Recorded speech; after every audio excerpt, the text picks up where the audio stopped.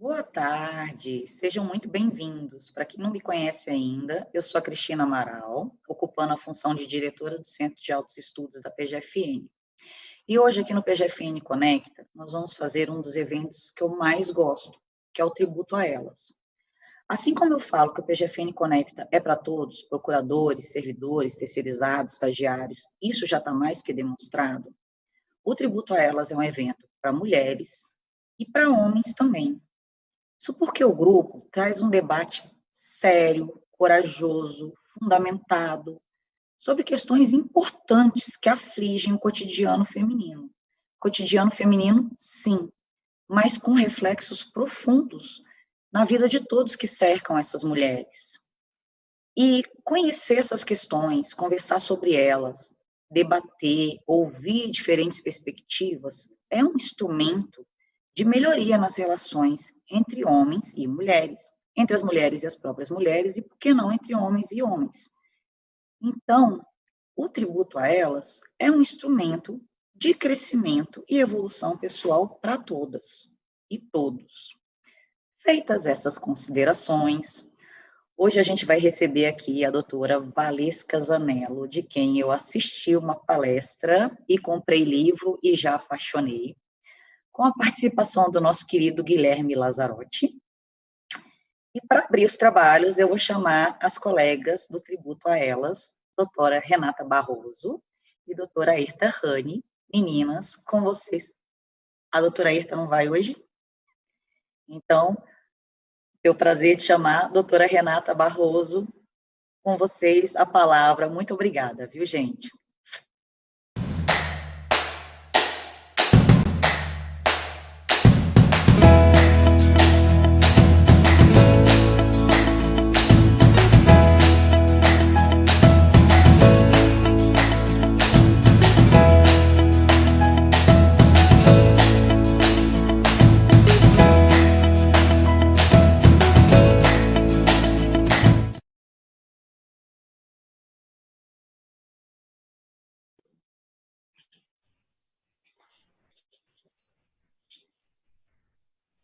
Doutora Renata. Boa tarde a todos. Boa tarde, Guilherme. Boa tarde, Cristina, Valesca, todos que estão nos assistindo. É uma honra, para o Tributos a Elas, trazer a doutora Valesca Zanello. Doutora Valesca psicologia pela UNB. Tem doutorado em psicologia pela UNB também, com período de sanduíche de 1 ano, na Bélgica, na Université Catholique de Louvain. Não sei falar francês, tá, gente?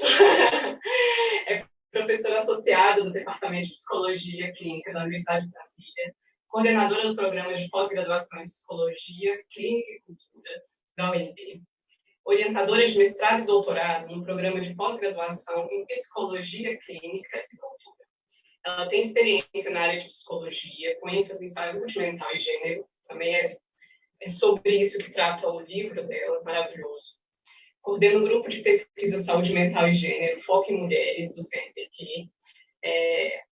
Através desse grupo de pesquisa, ela realiza uma leitura de campo de saúde mental sob um viés feminista das relações de gênero, com interseccionalidades com raça e etnia, no que diz respeito à epistemologia, semiologia, diagnóstico psiquiátrico e prática profissional. Ela foi representante do Conselho Federal de Psicologia, no Conselho Nacional de Direitos da Mulher e no Grupo de Estudos do Aborto, no período de 2014 a 2016. Ela também é membro do Grupo de Estudos Feministas da UNB, participou do TEDx Universidade de Brasília com o talk Por que xingamos homens e mulheres de formas diferentes? Super interessante. E do Pint of Science Brasília com a fala Por que as mulheres sofrem tanto no amor? Uma análise psicossocial. Ela gravou a videoaula Orienta Psi, do Conselho Federal de Psicologia, sobre o tema saúde mental e gênero. Ela tem um blog também de saúde mental e gênero, saudemental e gênero.wordpress.com. A Valesca, acho que é a terceira vez que a gente tem a oportunidade de trazê-la aqui na PGFN, né, agora virtualmente. Ela já fez outras palestras, fez a Semana da Mulher, fez uma das primeiras palestras que o Tributos a Elas, né, ainda iniciando seus trabalhos, promoveu, junto com a KSTJ, com a CAEG, e ela traz reflexões super interessantes sobre as questões de desigualdade de gênero, questões relevantes para a nossa vida em sociedade, para a nossa atuação profissional, e que o Tributos a Elas, né, como um grupo formado por Procuradoras da Fazenda Nacional, que tem justamente como principal escopo discutir a desigualdade de gênero dentro da Procuradoria, no ambiente acadêmico, etc. A gente tem um prazer imenso em trazer a Valesca aqui para debater sobre esse assunto, para conversar sobre isso, né? A gente trouxe também hoje para mediar essa conversa o Dr. Guilherme Lazzarotti, e eu passo a palavra para ele também, então, para se apresentar e cumprimentar o pessoal. Muito obrigado, doutora Renata. Boa tarde a todas e a todos, né? Me sinto muito honrado pelo convite de compor aí como debatedor, né? Mas poder colaborar da melhor forma possível, né? Não diria nem projeto, é uma iniciativa, né? Já deixou de ser um projeto a questão do tributo a elas, desse belo trabalho feito pelas minhas colegas, bem, levando a cabo aí o PGFN Conecta, né? É um trabalho maravilhoso. A Procuradoria sabe tanto que a gente está passando momentos difíceis recentemente, até questões emocionais envolvendo colegas, então é um momento muito difícil que todos passamos, né? A sociedade mundial como um todo. Então, agradecer, tentar colaborar da melhor forma possível, mas principalmente querer aprender um pouco com a doutora Valesca, e estou aqui de coração aberto, querendo ouvir e aprender um pouco mais com ela. A Luísa, minha esposa, que está me ouvindo aqui, ela falou muito bem de você, então eu estou aqui para poder aprender. Muito obrigado. Vamos passar a palavra para a doutora Valesca.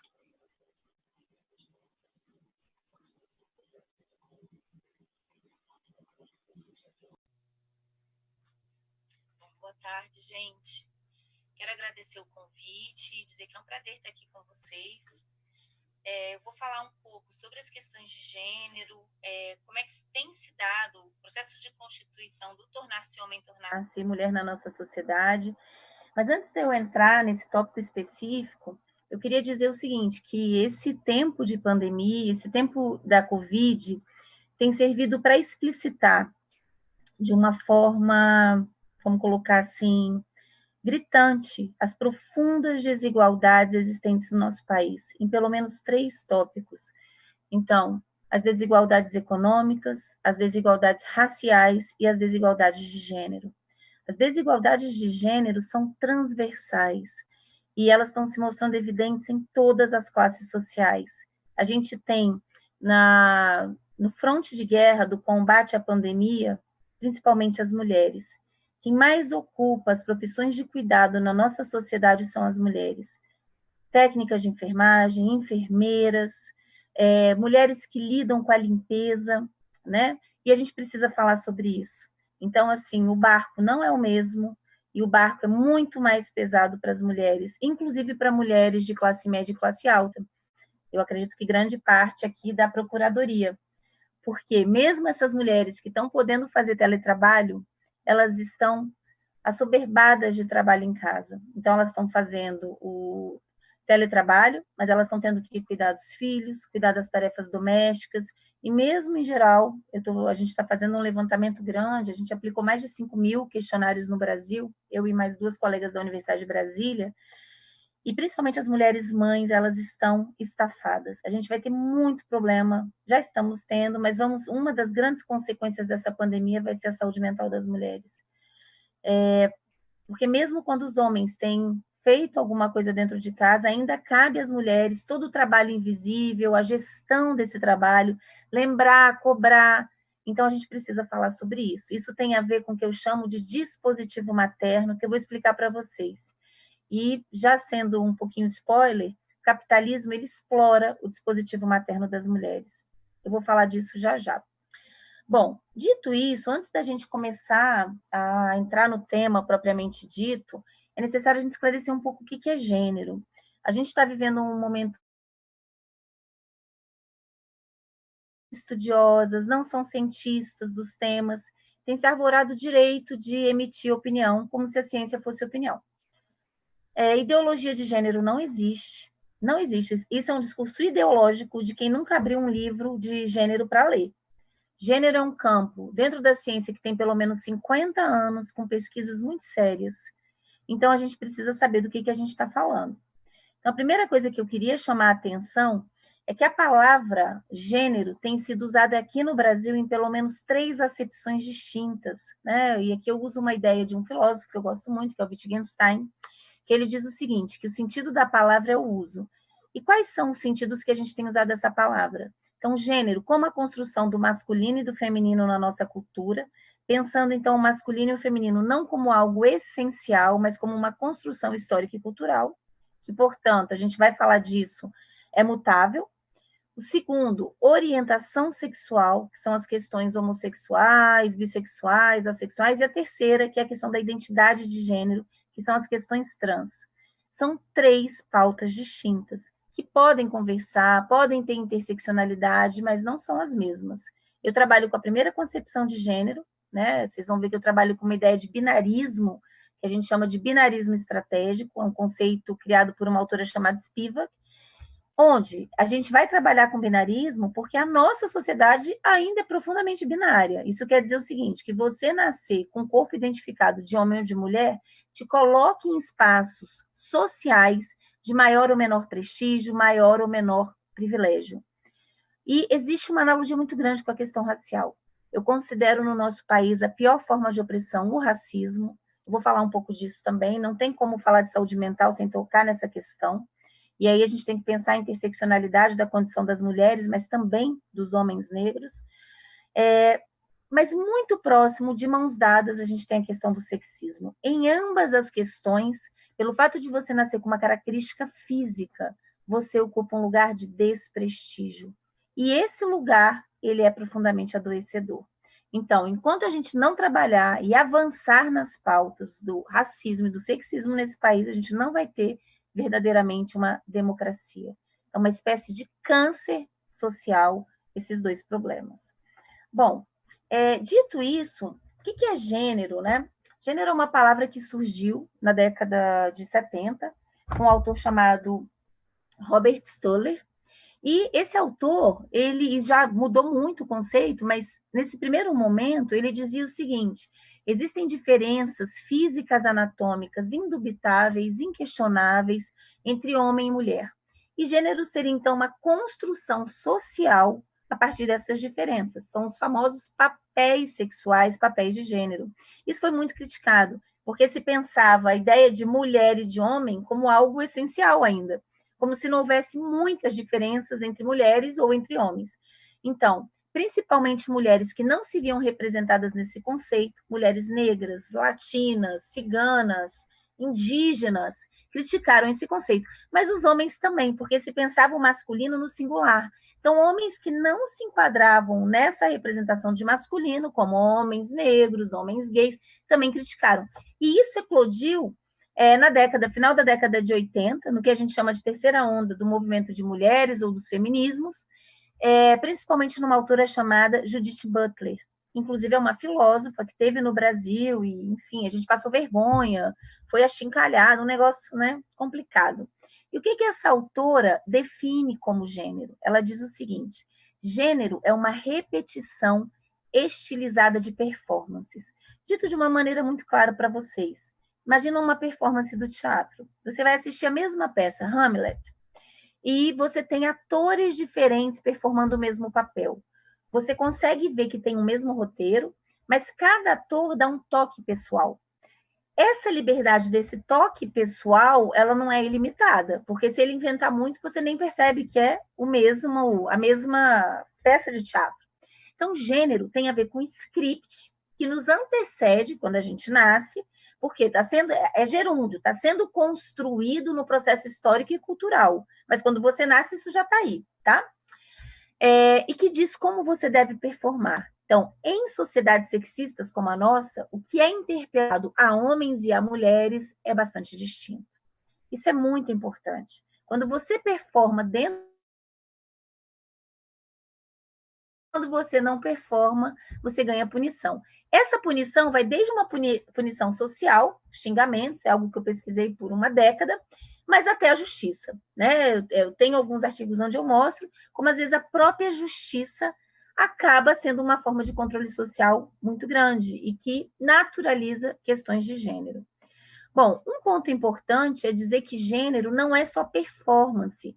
Gênero também tem a ver com emocionalidades. As emoções são construções culturais que se dão no limiar com determinado corpo biológico. Isso é muito importante. Por quê? Porque as emocionalidades que são interpeladas em homens e em mulheres, também em culturas sexistas, é bastante distinto.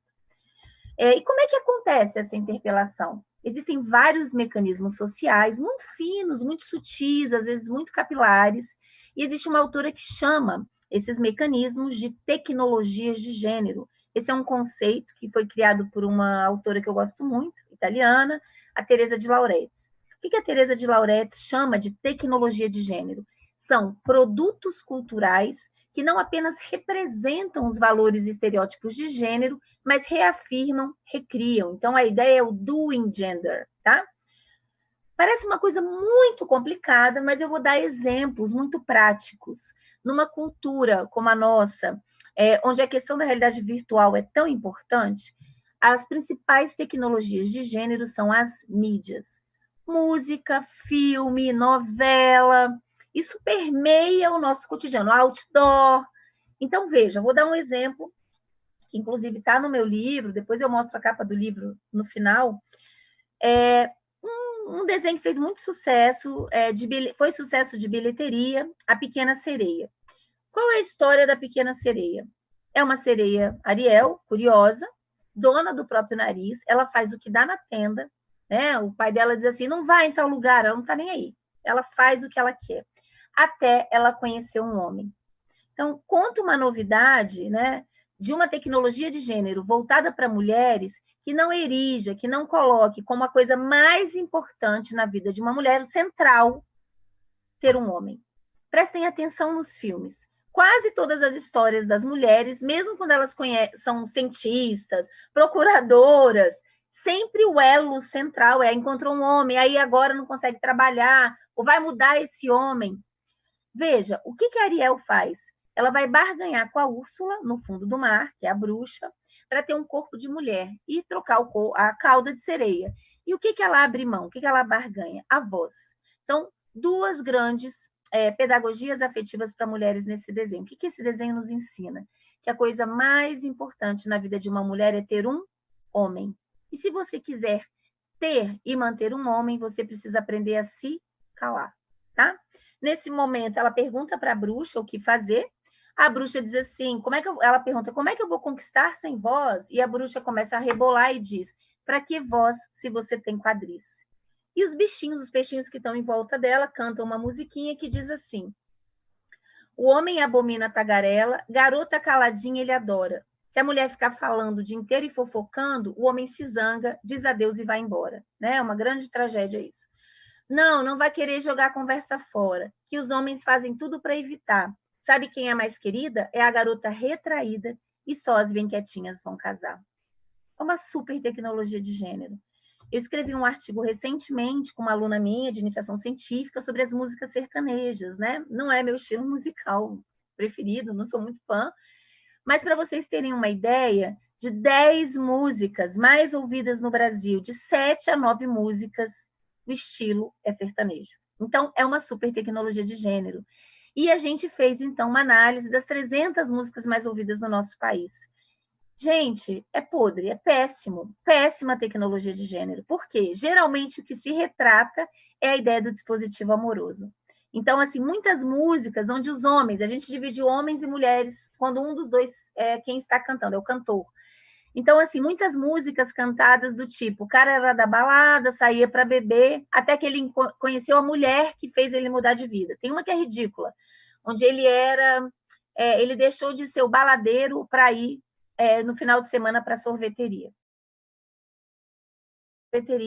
Tá? O que isso nos ensina?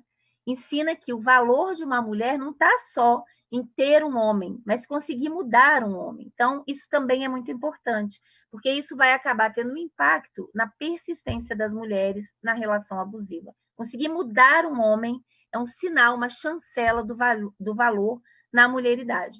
E os homens? Qual é a principal tecnologia de gênero para os homens? A pornografia. Pornografia é péssima. Por uma questão moral? Ah, que pecado. Nada disso. A pornografia é péssima. Por quê? Porque ela incita, ela ensina, ela estimula uma erogenização da violência.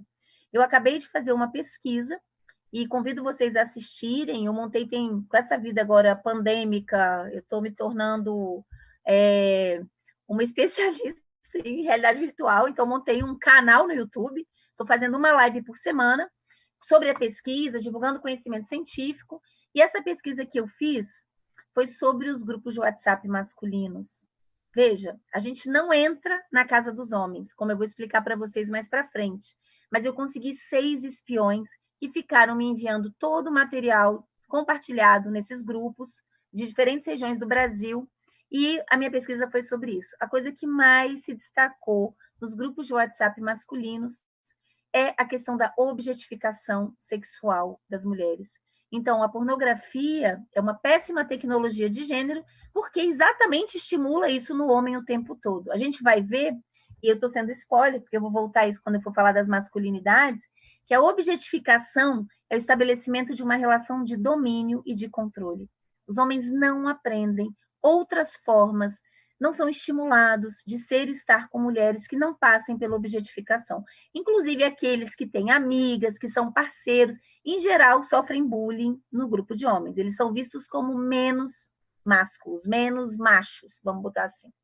Então, só chamando a atenção que as tecnologias de gênero, eu espero que vocês fiquem atentos a isso, permeiam o nosso cotidiano. Eu me lembro de um outdoor aqui em Brasília, o Ministério Público até entrou e foi retirado, mas ficou assim, uns 3, 4 dias, numa das principais vias aqui, L2, e que era o seguinte, era uma foto no Dia dos Namorados com um diamante, e tinha escrito assim, o Viagra da mulher. Isso é uma tecnologia de gênero, tá? Bom, uma coisa importante, então, a gente pensando assim, é muito interessante a gente pensar, por exemplo, na capa de revista. Hoje em dia já quase não tem mais banca, aqui em Brasília ainda tem, eu acho que no Liberty Mall nem está aberto, mas assim, experimentem dar uma olhada do tipo de literatura, de revista que é produzido para homens e mulheres, é muito distinto. Em geral, a capa das mulheres tem um corpo, e a mulher dizendo que emagreceu, que botou silicone, que perdeu a celulite da bunda, e para os homens, em geral, é um economista, é um cara que ficou muito rico. Isso é tecnologia de gênero. Isso nos mostra o ideal pelo qual você vai ter valor entre os seus pares, tá? A gente acabou de fazer uma pesquisa agora, e essa, gente, é super legal, sobre os epitáfios. Até na morte, a gente é honrado de forma distinta. Então, isso tudo são profundas tecnologias de gênero que se manifestam através de fenômenos distintos, mas que interpelam os nossos comportamentos e punem outros comportamentos. Então, para os homens aí, é isso. Tipo, você estava brincando lá com a amiguinha quando era criancinha, geralmente os outros homens, o pai, o tio, e aí, a namoradinha, vai lá dar um beijo. Em geral, que se estimula isso, tá? Bom, dito isso, é importante, então, a gente frisar que existem caminhos de subjetivação, de tornar-se pessoa, o que em culturas sexistas como a nossa é muito diferente, né? É o que é interpelado, por caminhos diferentes. Aí vocês poderiam me perguntar, porque eu tornar-se mulher, uma frase famosa da Simone de Beauvoir, é algo que é mais conhecido das pessoas, mas as masculinidades também são construções culturais. E basta a gente ter experiência em outras culturas. Ano passado eu fiquei morando no Canadá, é muito diferente. Isso também nos dá esperança, porque se a gente vive num país sexista, é possível sim mudar, tá? Como é que se dá o tornar-se mulher na cultura no Brasil? Através do dispositivo, do que eu chamo de dispositivo amoroso e materno. E para os homens, o dispositivo da eficácia. Então, vou explicar cada um deles e vou trazer algumas ilustrações. Então, no dispositivo amoroso, o que quer dizer que as mulheres se subjetivam no dispositivo amoroso? Quer dizer que as mulheres se subjetivam na relação consigo mesmas, mediada pelo olhar de um homem que as escolha. As mulheres se subjetivam numa carência a ser. Isso quer dizer que a nossa relação com a gente mesma, a nossa autoestima, ela é permeada pelo desejo de um homem, por ser escolhida por um homem. Então, assim, vamos pegar alguém aí da procuradoria, não sei qual é o cargo mais alto, tem desembargador? Tem, né? Deve ter, não sei. Não entendo muito da área do direito, tá, gente? Mas vamos supor que você está lá no top da procuradoria. Se você for sozinha, provavelmente vão dizer assim, ai, gente, coitadinha, né? Por isso que ela se dedicou tanto à carreira. Isso era falta de homem. Nossa, coitada, ninguém quis casar com essa mulher. A gente sempre entende uma mulher solteira sem protagonismo, sempre como uma mulher que não foi escolhida por um homem. Esse é um ponto importantíssimo, porque o que chancela o nosso valor, a nossa mulheridade, é ter sido escolhida. Isso quer dizer, e eu criei uma metáfora para isso, que a gente se subjetiva na prateleira do amor. Essa prateleira, ela é profundamente perversa, porque imagine uma prateleira, uma gôndola, tá? E essa gôndola tem produtos com valores diferentes. Então, essa prateleira do amor, ela é mediada por um ideal estético que foi construído do começo do século passado para cá. E esse ideal é branco, louro, magro e jovem. Quanto mais distante desse ideal, pior o lugar na prateleira. Então, se você está lá para o fundo da prateleira, mais você é vista apenas sob a ótica da objetificação sexual. Quem está no pior lugar da prateleira? Mulheres negras, e é profundamente racista essa prateleira, mas também mulheres gordas, mulheres velhas, mulheres com deficiência, mulheres indígenas. Geralmente, essas mulheres se queixam muito de como os homens só procuram elas para transar e não para assumir uma relação amorosa, com dignidade, assumindo para a família, assumindo para as outras pessoas. Gente, esse é um ponto importantíssimo, porque existe uma construção de um preterimento afetivo em homens brancos e negros em relação a elas. Isso apareceu claramente nos grupos de WhatsApp. Né? Pena que não vai dar tempo de eu falar isso, mas assistam, eu fiz uma live e eu mostro as imagens, é nojento, é muito violenta a casa dos homens. E os homens tratam isso como piada. Inclusive, foi ótimo ter feito a live, porque eu recebi mensagens do Brasil inteiro, dos homens falando, nunca tinha parado para pensar o quão violento é e o quanto eu reproduzo essas violências. Bom, uma coisa importante dentro, então, da prateleira, é que se a gente se subjetiva na prateleira, então nós mulheres nos subjetivamos umas com as outras pela rivalidade. Claro, porque se eu quero ser passível de ser escolhida por um homem, ou eu quero brilhar mais do que as amigas, as colegas, ou eu vou apagar o brilho alheio. Quem lucra com a rivalidade das mulheres?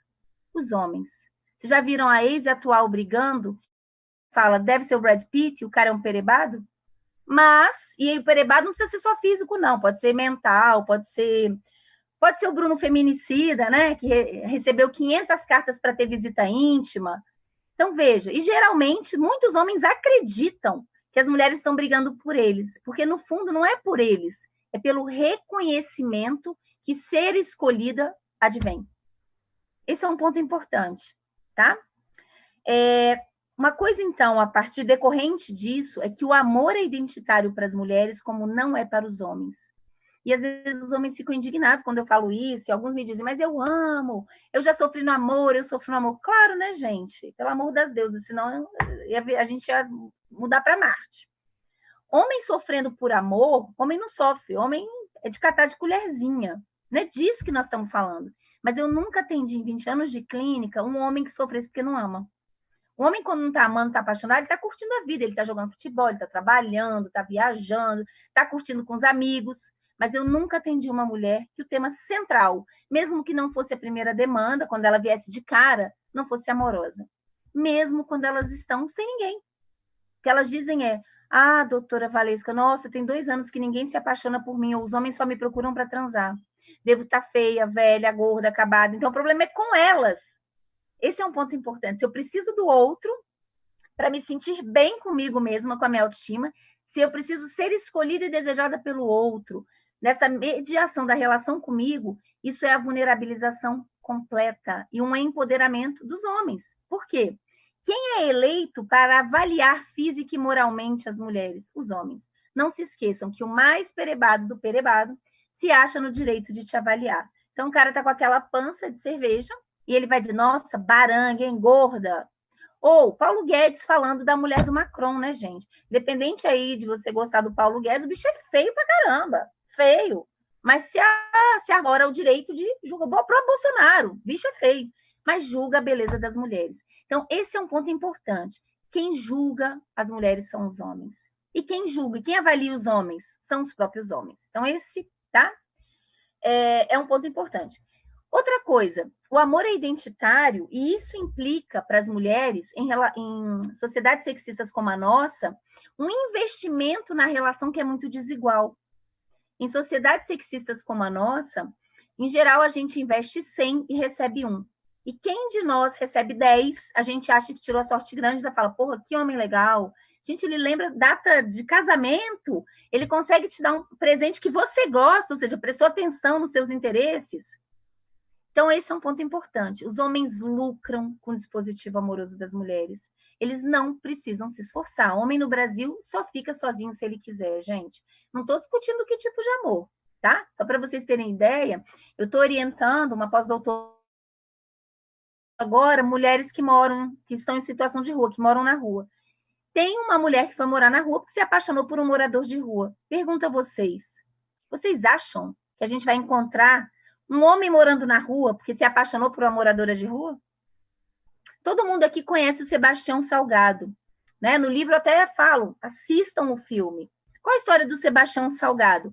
Um homem brilhante, um grande fotógrafo, mas, gente, a esposa dele ficou morando no Brasil, ela teve 2 filhos, um dele autista, o que tem uma interpelação de trabalho enorme, né? Uma maternidade que não acaba nunca, enquanto ele ficava 1 ano, 2, na África, na Ásia, e mandando foto, e ela juntando as fotos e montando o álbum junto com ele. Ou seja, ela incorporou o projeto dele. Vocês acham que seria possível uma Sebastiana Salgada? O que aconteceria com Sebastiana Salgada? Provavelmente ela ia chegar no Brasil, os filhos dela, quem ia estar cuidando era a mãe dela, e o cara ia estar casado com outra mulher. Então, existe um alimento invisível, a gente dá o humus para os homens florescerem. Não se esqueçam disso. Em geral, mulheres com uma carreira, e com certeza isso deve acontecer aí, entre vocês, a gente enfrenta uma espécie de encruzilhada. Quanto mais a gente investe na vida profissional, menos a gente é vista como mulher e na nossa mulheridade. Isso não chancela o nosso valor de mulher, pelo contrário, que vão dizer assim, ó, tá trabalhando muito, se você não é casado, ó, vai ficar pra titi, hein? Ou se você tá trabalhando muito, ó, teu marido vai te trocar, vai arrumar outra. Os homens, inversamente, quanto mais eles investem no trabalho, mais eles estão cumprindo o que é esperado dentro da hombridade, da masculinidade. Porque quem alimenta o humus do qual eles florescem é exatamente o dispositivo amoroso e materno das mulheres. Espero que tenha dado para acompanhar. Aí algumas mulheres aqui poderiam me dizer, e as lésbicas? Sou lésbica, estou fora disso. Esse é um grande equívoco, a meu ver, nos estudos de gênero. Subverter a orientação sexual não subverte o dispositivo de gênero. O que a gente tem em relações lésbicas são 2 dispositivos amorosos. Então, o que acontece é que tem o hiperinvestimento de uma mulher, mas tem da outra também. Então, neste quesito, e eu estou falando só neste quesito, ser lésbica em país sexista como o Brasil é um fator de proteção para a saúde mental das mulheres. Porque aí vocês poderiam me perguntar, bom, então mulheres casadas conseguiram satisfazer, né? Vamos colocar assim um dispositivo amoroso, elas estão melhor. Errado. O que as pesquisas mostram é que o casamento em países sexistas como o nosso é um fator de risco para a saúde mental das mulheres. Mulheres casadas têm muito mais depressão e ansiedade. Vejam, no dispositivo amoroso, a gente é vista como responsável, como eu expliquei, não só por ter, mas por manter a relação. E, dentro das performances, que mais se estimula nas mulheres é o silêncio. Silêncio é um comportamento de gênero com sentidos totalmente diferentes. As mulheres se calam para cuidar dos outros e das relações. Amiga, para de reclamar, mulher. Ah, o que tem? Deixa o marido beber. Ele distraiu, ele estava bêbado, homem é assim mesmo, ele é um excelente pai. Fala, não, para de reclamar, o homem está difícil de achar. Geralmente, as mulheres se calam e implodem psiquicamente, tá? Como? Através da depressão e da ansiedade. A gente tem uma hiperpsiquiatrização das mulheres, e isso tem a ver com mal-estar de gênero. O silêncio dos homens é completamente diferente. O silêncio dos homens, como eu vou explicar daqui a pouco, é um silêncio cúmplice com outros homens. Então, assim, tenho certeza, se tiver homens aqui nos assistindo, eu espero que tenha, porque a gente não tem como mudar o sexismo sem a ajuda de vocês, mas mesmo que você seja um cara legal, você está saindo para tomar cerveja com seu brother, ele não paga pensão e você não fala nada, você está sendo cúmplice. Você sabe que ele trai a mulher dele numa relação que acertadamente entre os dois é monogâmica, e você fica dando risada e não fala, porra, cara, tu está sendo um babaca, você está sendo cúmplice. Então, em geral, o silêncio dos homens tem a ver com se calar para se manter bem na broderagem, tá? Na casa dos homens. Bom, um outro ponto que é bem importante é o quanto que nós, mulheres, somos tecnologias de gênero umas para as outras. Não se esqueçam disso. Por que a primeira coisa... E aí, gente, geralmente festa de Natal, Páscoa, é uma desgraça, né? Você fica um tempo, às vezes, sem ver a família. Namoradinhos, e os namorados? Se você é casado, e aí, quando vai ter o filho? Se já teve um filho, e aí, quando vai vir um segundo? Veja, por que a primeira coisa que a gente pergunta umas para as outras é, e aí, casou? O que a gente informa para outra mulher? Que a coisa mais importante na vida de uma mulher é ter um homem, tá? Perguntem outras coisas. E aí, como é que está o trabalho? Conseguiu a promoção? Como está o mestrado, o doutorado e as viagens? Comecem a interpelar outras performances e outras emocionalidades. Bom, e por último, para a gente passar para o dispositivo materno, eu queria chamar a atenção de um aspecto no dispositivo amoroso que é muito comum, muito naturalizado na nossa cultura, que é o sexo sem vontade no casamento. Gente, o estupro no casamento é algo muito naturalizado. E isso veio, não vai dar tempo de eu explicar, mas pelo processo de colonização junto com a Igreja Católica. Então, a ideia é do débito conjugal. Eu nunca atendi uma mulher heterossexual que nunca tenha feito sexo, pelo menos uma vez, e eu estou sendo muito boazinha nessa matemática, nesse número, sem estar com vontade. O que é uma mulher adulta heterossexual na nossa cultura? É uma mulher que aprendeu a usar o seu corpo como objeto de barganha. Amiga, tem 2 semanas você não transa, ele vai arrumar outra.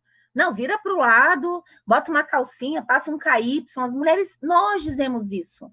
Então, isso é muito naturalizado. O fato de ser naturalizado não deixa de ser violência. E eu chamo a atenção, eu trabalho com isso, isso é muito ligado, muitas vezes, à depressão e à ansiedade, tá? E é uma forma de violência. Então, aí uma dica para os homens que estão nos assistindo. Gente, quando o teatro é muito grande, aquela coisa, e aí você está todo feliz pensando, nossa, como eu sou fuderoso. Pode saber, as mulheres mentem muito, tá? E, em geral, trago verdades. Em geral, é mais ou menos assim, vai, meu filho, acaba isso para eu ficar livre. Então, prestem atenção nas suas companheiras, principalmente qualifiquem o desejo delas, né? Bom, vamos falar do dispositivo materno. O que é o dispositivo materno? O dispositivo materno aponta para a construção de um borramento ideológico, isso histórico, entre a capacidade de cuidar e a capacidade de procriar. Só quem tem capacidade de procriar na nossa cultura é quem tem útero, não é verdade? Mas cuidar é uma habilidade humana, que todos nós temos, homens, mulheres, brancos, negros. No entanto, ela tem sido interpelada apenas nas portadoras de útero. Isso desde o século XVIII para cá, na sociedade ocidental. Veja, no final do século XVII, na Europa, era muito comum que as mulheres tivessem filhos de todas as classes sociais e dessem esse filho para uma ama de leite. Essa ama poderia ser mulheres mais ricas, né? As amas vinham na própria casa e mulheres mais pobres davam para camponesas. Então, há registros históricos de mulheres que vinham com uma carroça e levavam, às vezes, 30, 40 criancinhas empilhadas para o campo. Em geral, a gente fica, que horror. Por quê? Porque o próprio sentimento de infância é uma construção histórica. A criança era vista só como um mini adulto. E assim, gente, até no Brasil, recentemente, dependendo da região, a pessoa tinha 12, mais ou menos essa ideia. Quando que isso passou a ser um problema? Com a consolidação do capitalismo. O capitalismo é um sistema que precisa que exista excedente populacional, isso é fundamental para a gente poder pagar um salário baixo, ter competição, né, de mão de obra, E aí, nessa hora, o índice de mortalidade infantil era muito alto, então, assim, muitas crianças morriam mesmo, era difícil viver até a vida adulta. Então, nesse momento, igreja e Estado se deram a mão e começaram a um papel de convencimento das mulheres. Para quem é mãe aí, sabe o trabalho que é ter um bebê, dá muito trabalho. Então, imagina, uma mulher que não tinha esse trabalho agora tem que ter. E aí, Foucault nos ajuda a entender o que aconteceu nesse momento. Foucault diz que houve uma passagem de um poder repressivo para um poder constitutivo, o que quer dizer o seguinte, é muito mais eficaz, ao invés de eu tentar obrigar vocês, eu criar o desejo. E como é que se cria o desejo? Principalmente através de uma sedução narcísica. Nesse momento, se a gente for pensar, gente, pessoas negras não eram pessoas, indígenas não eram pessoas, e mulheres tampouco eram pessoas. Então, a gente não tinha valor nenhum. Qual foi o discurso que foi se construindo? Olha, vocês têm um papel insubstituível, porque vocês são as guardiãs do futuro da nação. Esse é um ponto importante. Se criou um lugar de empoderamento colonizado para as mulheres, que persiste até hoje. Se a gente for pensar, um dos dias que mais vende é o Dia das Mães, tá? A pessoa pode não ter dinheiro nenhum. Pai não vende muito, não. Mas Dia das Mães, ela dá um jeito, nem que seja para comprar uma rosa. A gente tem uma coisa com a maternidade.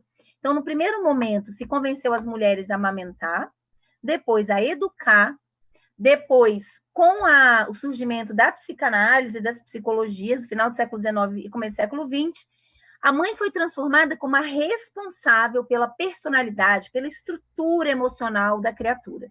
Então, se você tiver um filho, e daqui a 20 anos, as mulheres, ele entrar e matar alguém no mercado, vão perguntar, vem cá, essa mãe amamentou? Até quantos anos? Essa mãe trabalhava? Deixou na creche? Sempre a culpa é da mãe, gente. Sempre a culpa é da mãe. Ninguém pergunta se o pai foi negligente, se o pai era violento. Paternidade negligente no nosso país, infelizmente, é pleonasmo.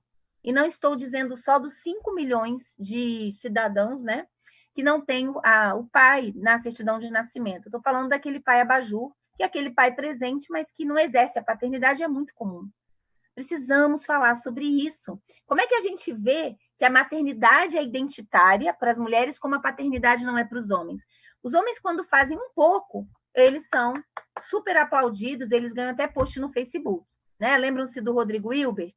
Melhor definição do Rodrigo Hilbert que eu já vi na vida, dizia assim, quem é Rodrigo Hilbert?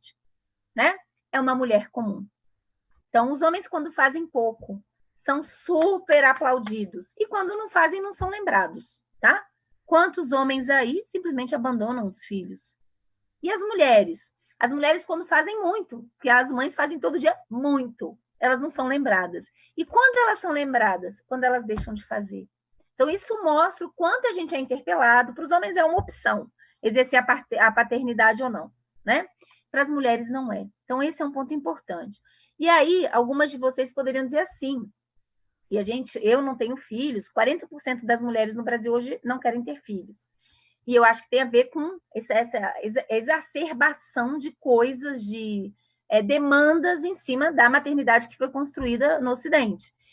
E aí, as mulheres que não têm filhos poderiam dizer, bom, mas então estou livre disso. Errado. A maternidade biológica é o ápice do dispositivo materno. Mas o que está no centro do dispositivo materno? O heterocentramento. O que é o heterocentramento? É uma pedagogia afetiva que existe na nossa cultura que nos ensina sempre a priorizar o outro, os desejos do outro, as necessidades do outro, em detrimento das nossas próprias. A gente aprende que o certo do ser mulher é primeiro vir o outro, segundo o outro, terceiro o outro, 11º eu. Os homens, pelo contrário, tornar-se homem no nosso país é baseado no egocentramento. Quem sabe vem os outros. A gente precisa falar sobre isso. Os homens têm cuidado pouco e muito mal. E as mulheres precisam aprender a dizer não. Muitas mulheres, isso é impressionante, é uma queixa muito comum que eu vejo na clínica, têm dificuldade de dizer não e criam uma espécie de maquiagem altruísta. Não me custa nada, olha como eu sou evoluída e linda.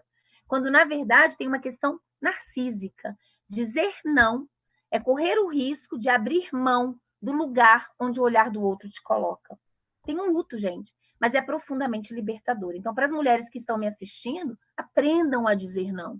Esse é um ponto importantíssimo. E para os homens, comecem a treinar um pouco o cuidar.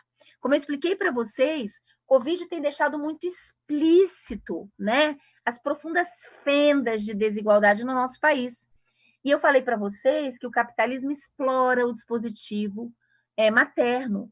Todas as profissões que têm uma feminilização, existe uma precarização do trabalho e do salário.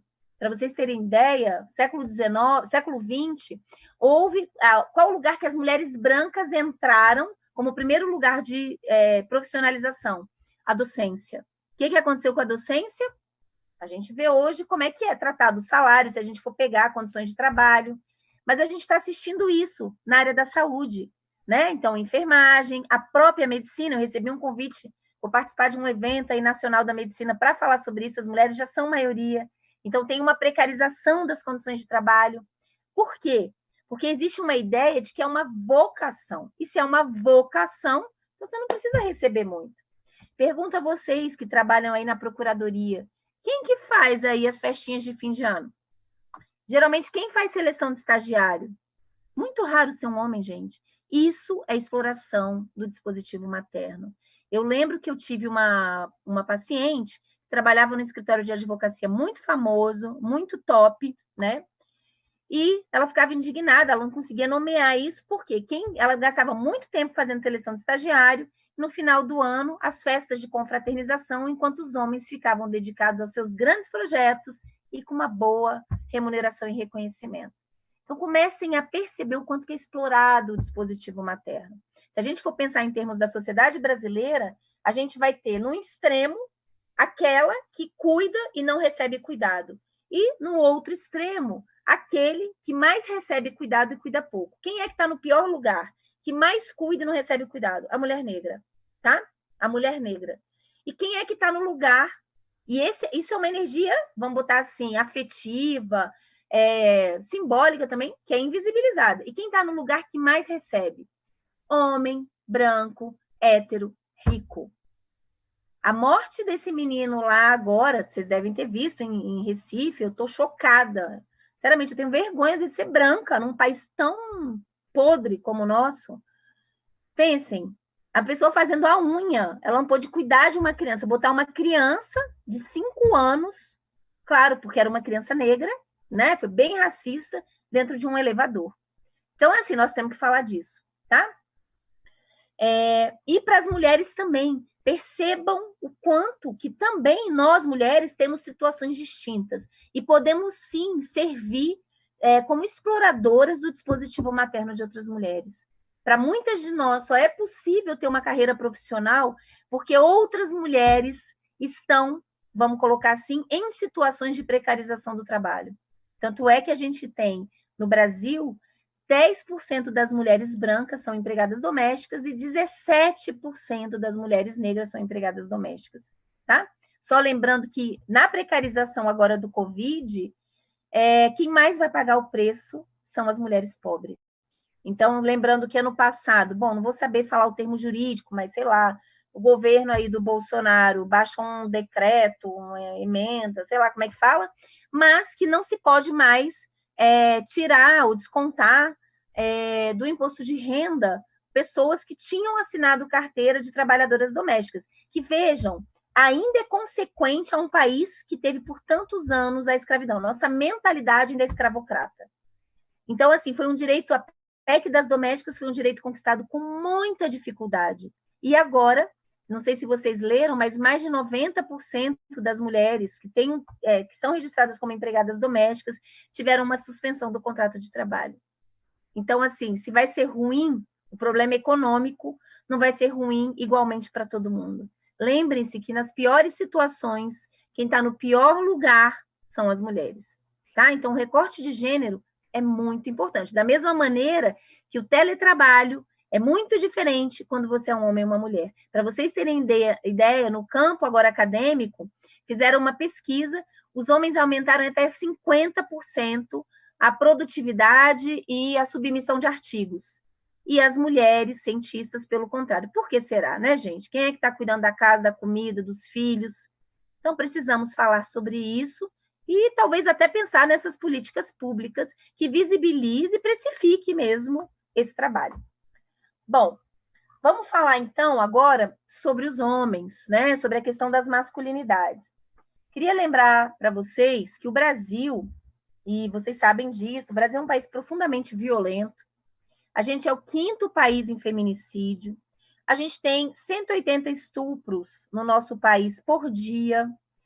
A gente tem um genocídio da população negra. E uma coisa que me impressiona como pesquisadora é que quando a gente tem um problema de saúde pública, né, como a dengue, a gente não fica se perguntando só pela população-alvo. Já viram dengue? A gente não fica assim, tal lugar, sei lá, a estrutural está tendo uma epidemia. A gente pode até se perguntar, mas a gente combate o vetor. Por que quando a gente fala de violência no país, a gente não se pergunta pelo vetor? Inclusive, muitos homens, às vezes, me falam assim, nossa, Valesca, você falou que o Brasil é o 5º país em feminicídio. É verdade, mas os homens morrem muito mais assassinados. É verdade. Mas quem está matando os homens são as mulheres? Não. Gente, o vetor de violência no nosso país são os homens. Então, a gente precisa falar sobre isso. As masculinidades estão profundamente adoecidas. O que significa o tornar-se homem no nosso país? O principal elo, o principal pilar é a misoginia. O que é a misoginia? O repúdio às mulheres e às qualidades consideradas femininas. Ser homem, os homens aprendem isso, se constrói no imperativo e no negativo. Não seja uma mulherzinha. Por que isso confunde? Porque muitos homens dizem assim, o próprio Bolsonaro, chamaram ele de misógino, e aí ele falou que foi ler o dicionário, e que tinha lá repúdio às mulheres, e ele disse assim, nossa, que absurdo, eu amo as mulheres. Não, gente, essa é a questão. Dentro da misoginia e do repúdio, a gente tem várias facetas, várias formas de se manifestar. Tem aquela que é muito clara, que é o ódio às mulheres, o discurso contra as mulheres, o feminicídio, que, enfim, não nos deixa dúvida. Mas tem uma forma muito maquiada, e que é a principal forma de manifestação da misoginia no nosso país, que é a objetificação sexual. Isso ficou muito evidente na minha pesquisa dos WhatsApp masculinos. Assistam essa live. Teve gente que falou assim, eu tive que parar várias vezes, mulheres, porque eu me senti mal, porque é nojento mesmo, tá? Então, o olhar dos homens é treinado e interpelado à objetificação sexual, a transformar as mulheres em coisas e pedaços de coisa. E essa objetificação, ela não é igual. Ela tem algumas interseccionalidades importantes, que são a lipofobia, principalmente com mulheres gordas, como risíveis, e como só serve para comer mesmo, não conseguir pegar nada, é só para dar uma tripada. Racista, profundamente racista, tá? E etarista, ou seja, também essa ideia da mulher velha como uma mulher, tá bom? Como uma mulher uma mulher que, enfim, talvez seja a minha última opção, mas pelo menos serve para transar. Bom, olha só, como é que se constrói, como é que é interpelada essa masculinidade do homem? Metáfora que foi criada pelo Daniel Velzerlang, que é um autor francês que eu gosto muito das masculinidades. Então, você imagina em uma casa que você, para atravessar de um cômodo ao outro, você precisa atravessar um portal, um umbral. E os homens que já atravessaram certas provas vão te testar. Só que a masculinidade não é uma coisa que você consegue uma prova final. Não. Ser homem é sempre ter que dar a prova. Basta vocês sentarem em bar perto de mesa de homem. É uma contação de vantagem financeira, trabalho, ou quem comeu, quem deixou de comer. Lembrando que quanto mais um homem consegue pegar uma mulher bem localizada na prateleira, maior a chancela dele dentro da masculinidade, tá? E também uma coisa importante é que exatamente essa casa dos homens elege outros homens como avaliadores dos homens. Os homens, a masculinidade se constrói na homossociabilidade. Esse é um ponto importantíssimo. Ou na broderagem. O que rege a casa dos homens é a cumplicidade. A gente não tem acesso como mulher à casa dos homens. E por isso que eu agradeço muito quem se prontificou a ser um desertor aí, me mandar as coisas dos grupos de WhatsApp, porque eu não teria acesso a isso. E aí eu falo para os homens, né?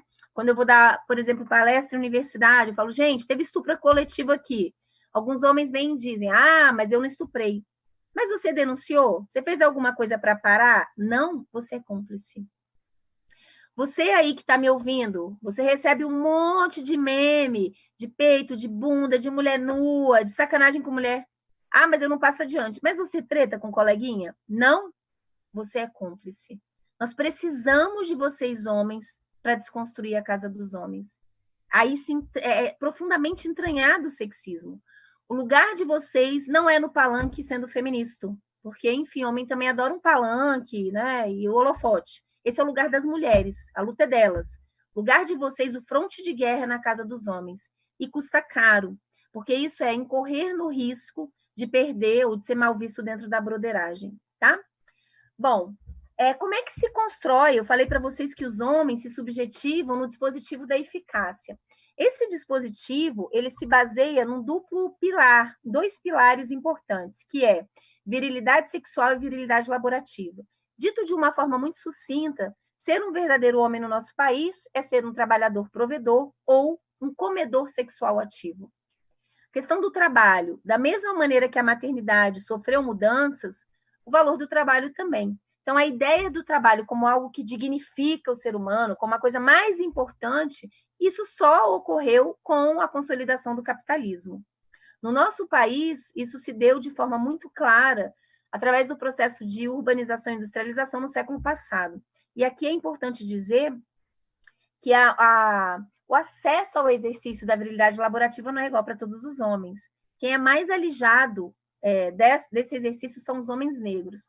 O Brasil é um país, como eu já falei, profundamente racista. A gente teve quase 400 anos de escravização das populações negras trazidas das nações africanas. E a gente foi o último país a abolir a escravização. Lembrando que a gente aboliu, mas a mentalidade, como a gente viu nesse próprio episódio desse menino, continua sendo uma mentalidade escravocrata.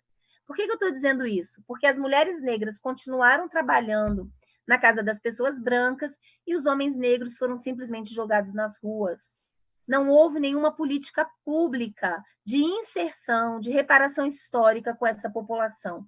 Isso eclodiu epidemias de sífilis e alcoolismo, e nesse momento o Estado brasileiro, ao invés de reconhecer o que deveria ser feito, adotou o racismo científico.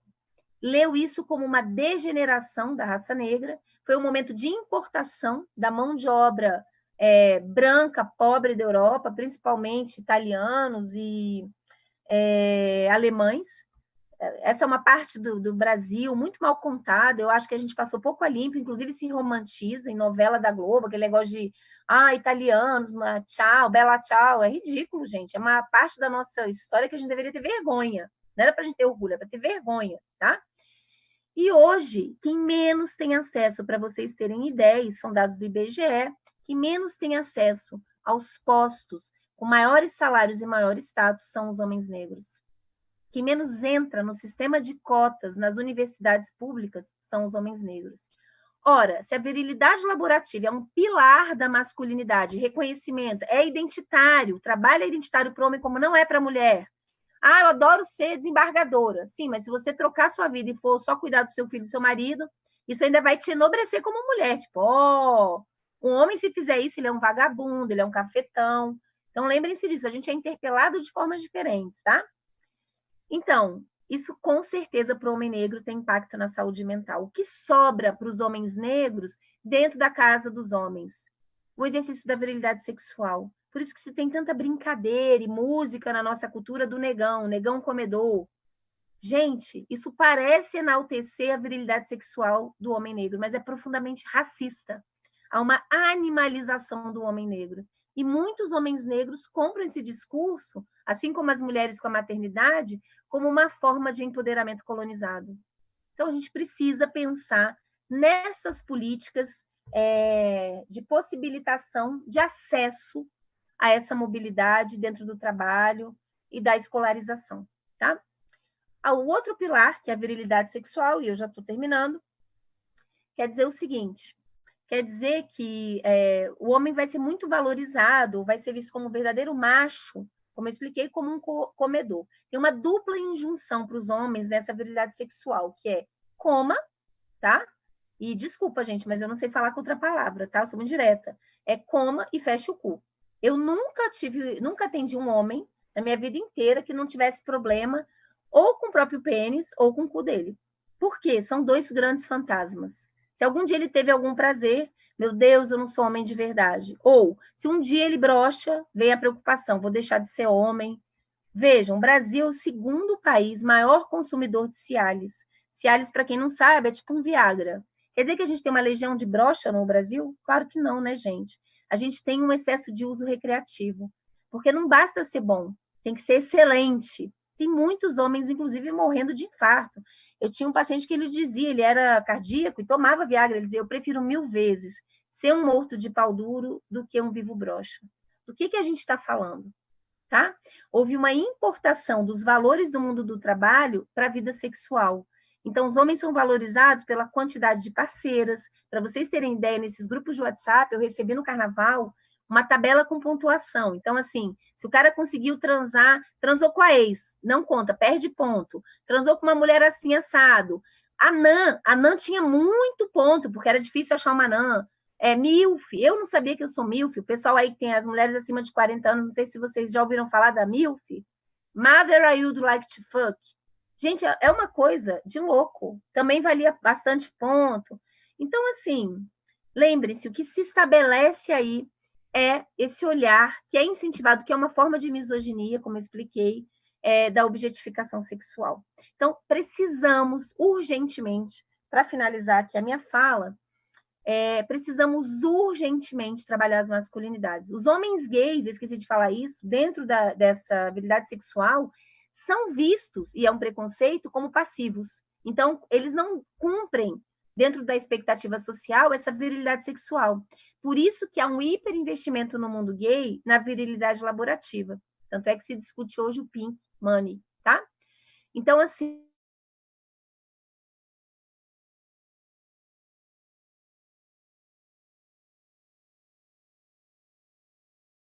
prioritárias, inclusive de um ponto de vista preventivo. A gente tem desenvolvido projetos aqui no DF, no Maria da Penha vai escola, infelizmente está paralisado agora por conta da pandemia, mas eu acho que é bastante importante.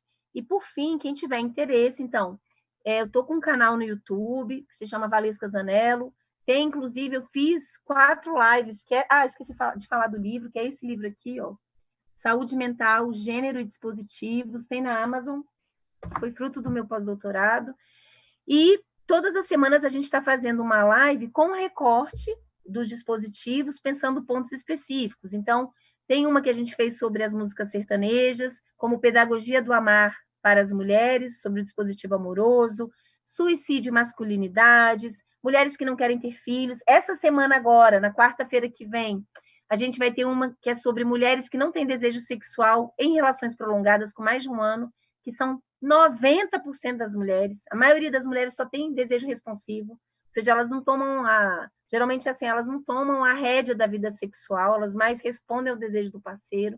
Isso também tem a ver com gênero. Então, quem tiver interesse, participe. A gente está fazendo as lives até então no Instagram, mas provavelmente vamos começar a fazer no próprio YouTube, tá bom? Então é isso. Espero que vocês tenham gostado. Vamos abrir para as perguntas.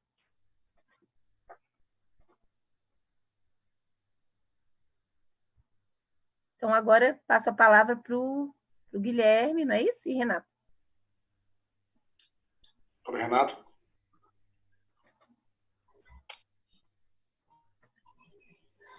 Olha, eu queria agradecer mais uma vez a Valesca por nos brindar com seus ensinamentos. E é muito importante esse chamado de responsabilidade para os homens, né? De reconhecer o próprio privilégio e de buscar se educar para nos ajudar a combater a desigualdade de gênero, né? Nesse momento que a gente está vendo, que a gente tem falado tanto sobre a desigualdade, que é a desigualdade racial, né? A gente viu muito a hashtag, né, vidas negras importam. E aí vi muitas pessoas discutindo e falando, mas todas as vidas importam, não são só as vidas negras. E aí entra um pouco um paralelo com isso que a Valesca falou, da questão de que os brancos estão matando os negros. Então, não é que as vidas brancas não importam, né? Mas a gente precisa falar das vidas negras porque são elas que estão sendo alijadas, sendo, né, assim, eximadas por serem negras, né? E fazendo um paralelo disso com o feminismo, com a desigualdade de gênero, quando a gente fala da importância, né, de reconhecer o privilégio dos homens e de combater a desigualdade de gênero, a gente não está dizendo que os homens não são importantes, que os problemas dos homens não são importantes, que eles não têm que ter participação. Mas a gente está os chamando para reconhecer a responsabilidade deles, o papel deles, né, em relação a essa desigualdade que é real, né, da gente, muitas vezes, né, as mulheres precisarem de um homem para repetir as suas falas para que elas tenham validade, das mulheres que estão sendo mortas por serem mulheres, né, feminicídio que é imenso, milhões de situações de desigualdade de gênero, de machismo, que são tão cruéis na nossa sociedade. Então, eu achei muito interessante a gente trazer o Guilherme aqui para debater esse assunto com a gente. Um homem disposto a discutir a desigualdade de gênero, a discutir essas questões, né, e ouvir esse debate. Então, eu queria agradecer muitíssimo ao Guilherme e à Valesca pela participação, e também a Jaqueline, a Dávila, a Cristina. E estou curiosa para ouvir as perguntas, Guilherme. Bom, primeiramente agradecer à doutora Valesca, porque realmente me identifiquei muito com muitas coisas que ela trouxe para a gente aqui, notadamente a questão da broderagem, né? Isso é fato, né? E me parece que, para mim, pelo menos, foi o mais importante de tudo, foi tentar entender qual que seria o melhor papel de nós homens combatermos isso, né? E me parece que, nesse aspecto, apesar de muitas vezes, eu estou dizendo no meu caso, né? Apesar de muitas vezes eu tentar não ser omisso, isso ficou muito na superfície. Né? Então, não ficou assim, eu nunca saí de um grupo, por exemplo, por conta disso. Né? Então, isso é importante para compreender, porque às vezes a gente fica se cobrando de, talvez, até na nossa atividade profissional, tentar contribuir de uma forma ou de outra, mas tem que aprender a saber como melhor podemos fazer, né? Isso é importante. Vou levar isso aí para mim como uma tentativa de ser melhor, né, sobre tudo isso que você falou aqui agora. E aí muitas coisas assim, eu por exemplo, a questão a relação do capitalismo com com tudo isso, eu gosto muito de história, leio muito história, tenho a frustração de não ter sido historiador um dia, quem sabe. Sou profissional do direito, mas eu não sabia que o capitalismo aprofundou isso daí. Para mim era uma coisa até anterior ao capitalismo mesmo,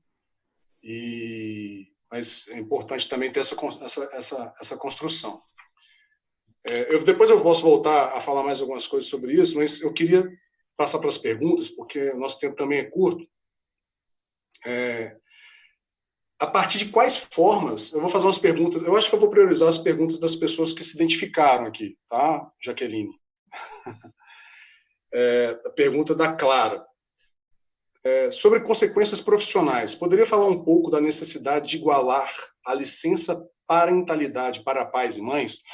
Eu acho isso importante, até você citou outras sociedades, dá um certo desespero, né? Dá vontade de ir embora do Brasil mesmo. Né? Você falou do Canadá, a gente conhece os modelos escandinavos também. E lá, realmente, essa pergunta da Clara, isso é muito aplicável lá, né? Em alguns países. Né? Apesar do que não é exatamente igual, né? Eles tentam dividir, mas acaba que a mulher ainda fica com a maior parte do tempo com a licença maternidade. Não é uma licença compartilhada 50%, por exemplo. Né? Então, a primeira pergunta da Clara é sobre as consequências profissionais em relação a essa necessidade de igualar a licença. Até, aproveitando essa pergunta também, qual seria o papel do direito, né? Já que nós da área jurídica, né? Qual o papel do legislador, do profissional do Poder Judiciário, do Ministério Público, da Advocacia Pública, da Defensoria Pública, né? Que o direito também não é só embora se baseie na lei, na Constituição, enfim, nas normas, ele também é uma construção contínua, né? Nosso modelo não é um modelo inglês e americano, que é muito baseado na questão consuetudinária, mas a gente também tem um avanço da legislação a partir da interpretação. Então, qual que seria o papel do direito? Quais são os vácuos legislativos que nós temos em relação aos países que são referência? Eu tenho estudado um pouco sobre isso, assim, por exemplo, a Islândia me parece um país um dos países que mais respeitam a questão da igualdade de gênero. Eu queria passar para você, então, emendando a pergunta da Clara, né, sobre essa questão da licença parentalidade, sobre o papel do direito, né, sobre a gente tentar reverter essa situação toda.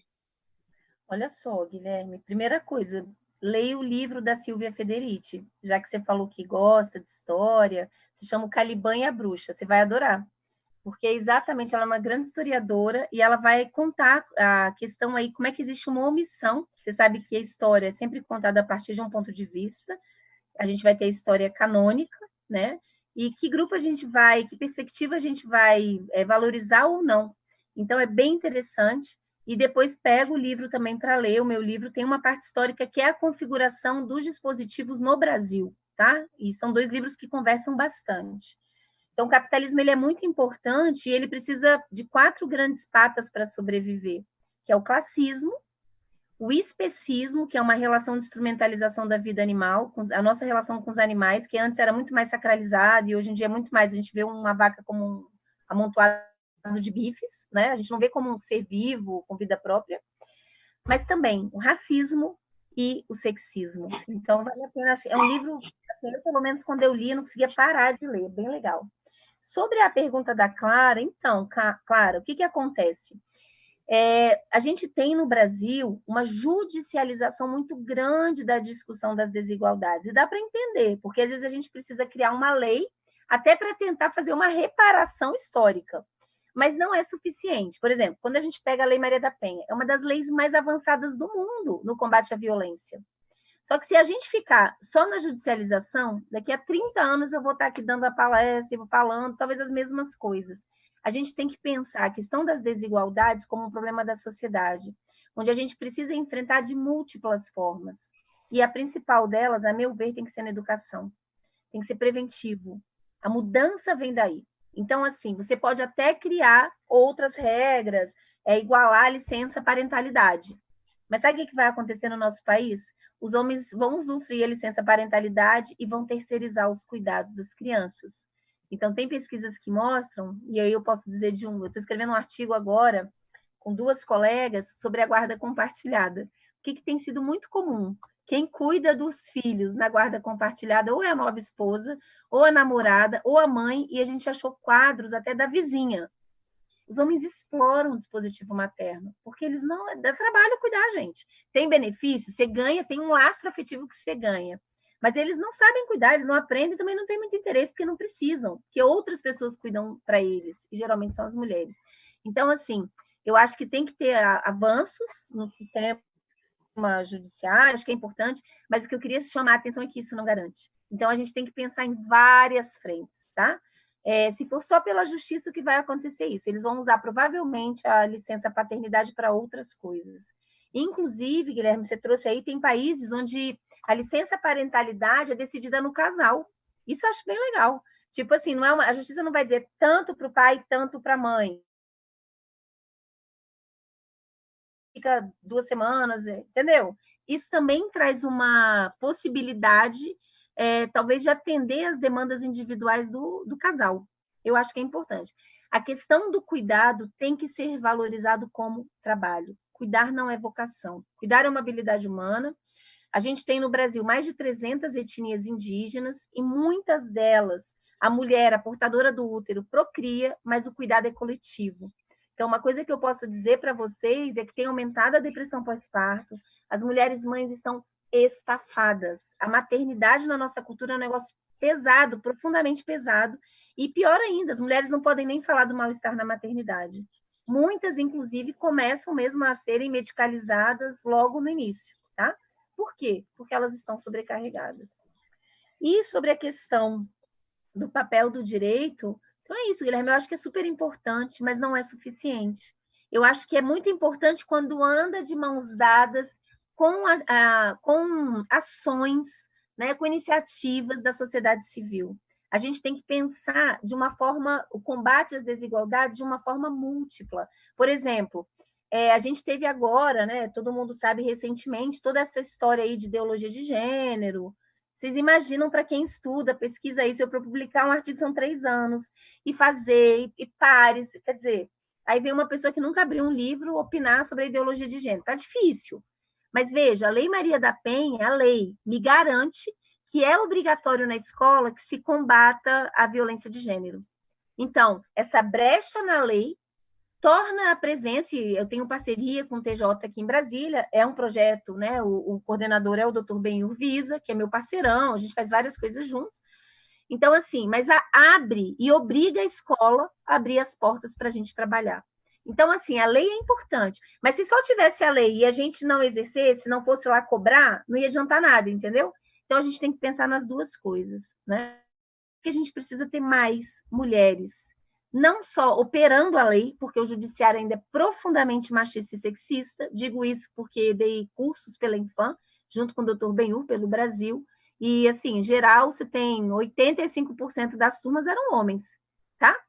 E poucas mulheres. Então, a justiça ainda é racista e sexista, poucas pessoas negras também, que eu acho péssimo, porque eu acho que você ter um lugar de reconhecimento de certas experiências, não acho que é só vivendo, mas, em geral, você já tem uma maior sensibilidade para certas escutas. Isso leva, muitas vezes, o sistema de justiça a ser profundamente injusto, né? Quando não se pensa essas questões como sexismo e racismo. Mas a gente precisa de mais mulheres fazendo leis. Enquanto a gente não tiver verdadeiramente uma representatividade no Congresso, fica difícil. E isso serve para mulheres, serve para a população negra e também população indígena, tá? A gente ainda tem uma representatividade muito pequena, é igual, não sei se vocês estão acompanhando aí, as coisas que têm acontecido sobre as leis, sobre a questão como é que fala? Sistema reprodutivo, toda essa parte de acesso ao aborto legal. Então, assim, vocês imaginam você ser uma mulher estuprada e você não ter acesso ao aborto legal. Não, uma coisa assim, para quem é mulher não dá, gente. Então, eu acho só um homem para defender um troço desse. Ou uma mulher querendo ganhar biscoito na prateleira do amor, porque isso acontece também, tá?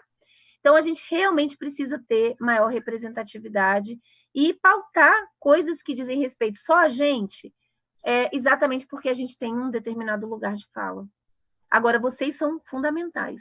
Lembre-se, eu gostei muito quando você falou isso, não pensei no grupo. Não abandona o grupo, não, treta. Porque abandonar, eles vão continuar fazendo, sabe? Agora, saiba que vão falar, ei, Guilherme, agora tá boiola, tá chato, tá toda mulherzinha.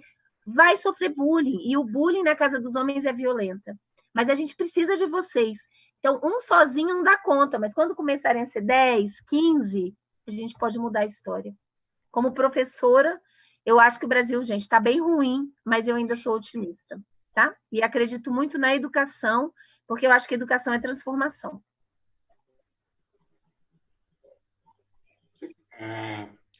Muito obrigado pelas respostas, doutora Valesca.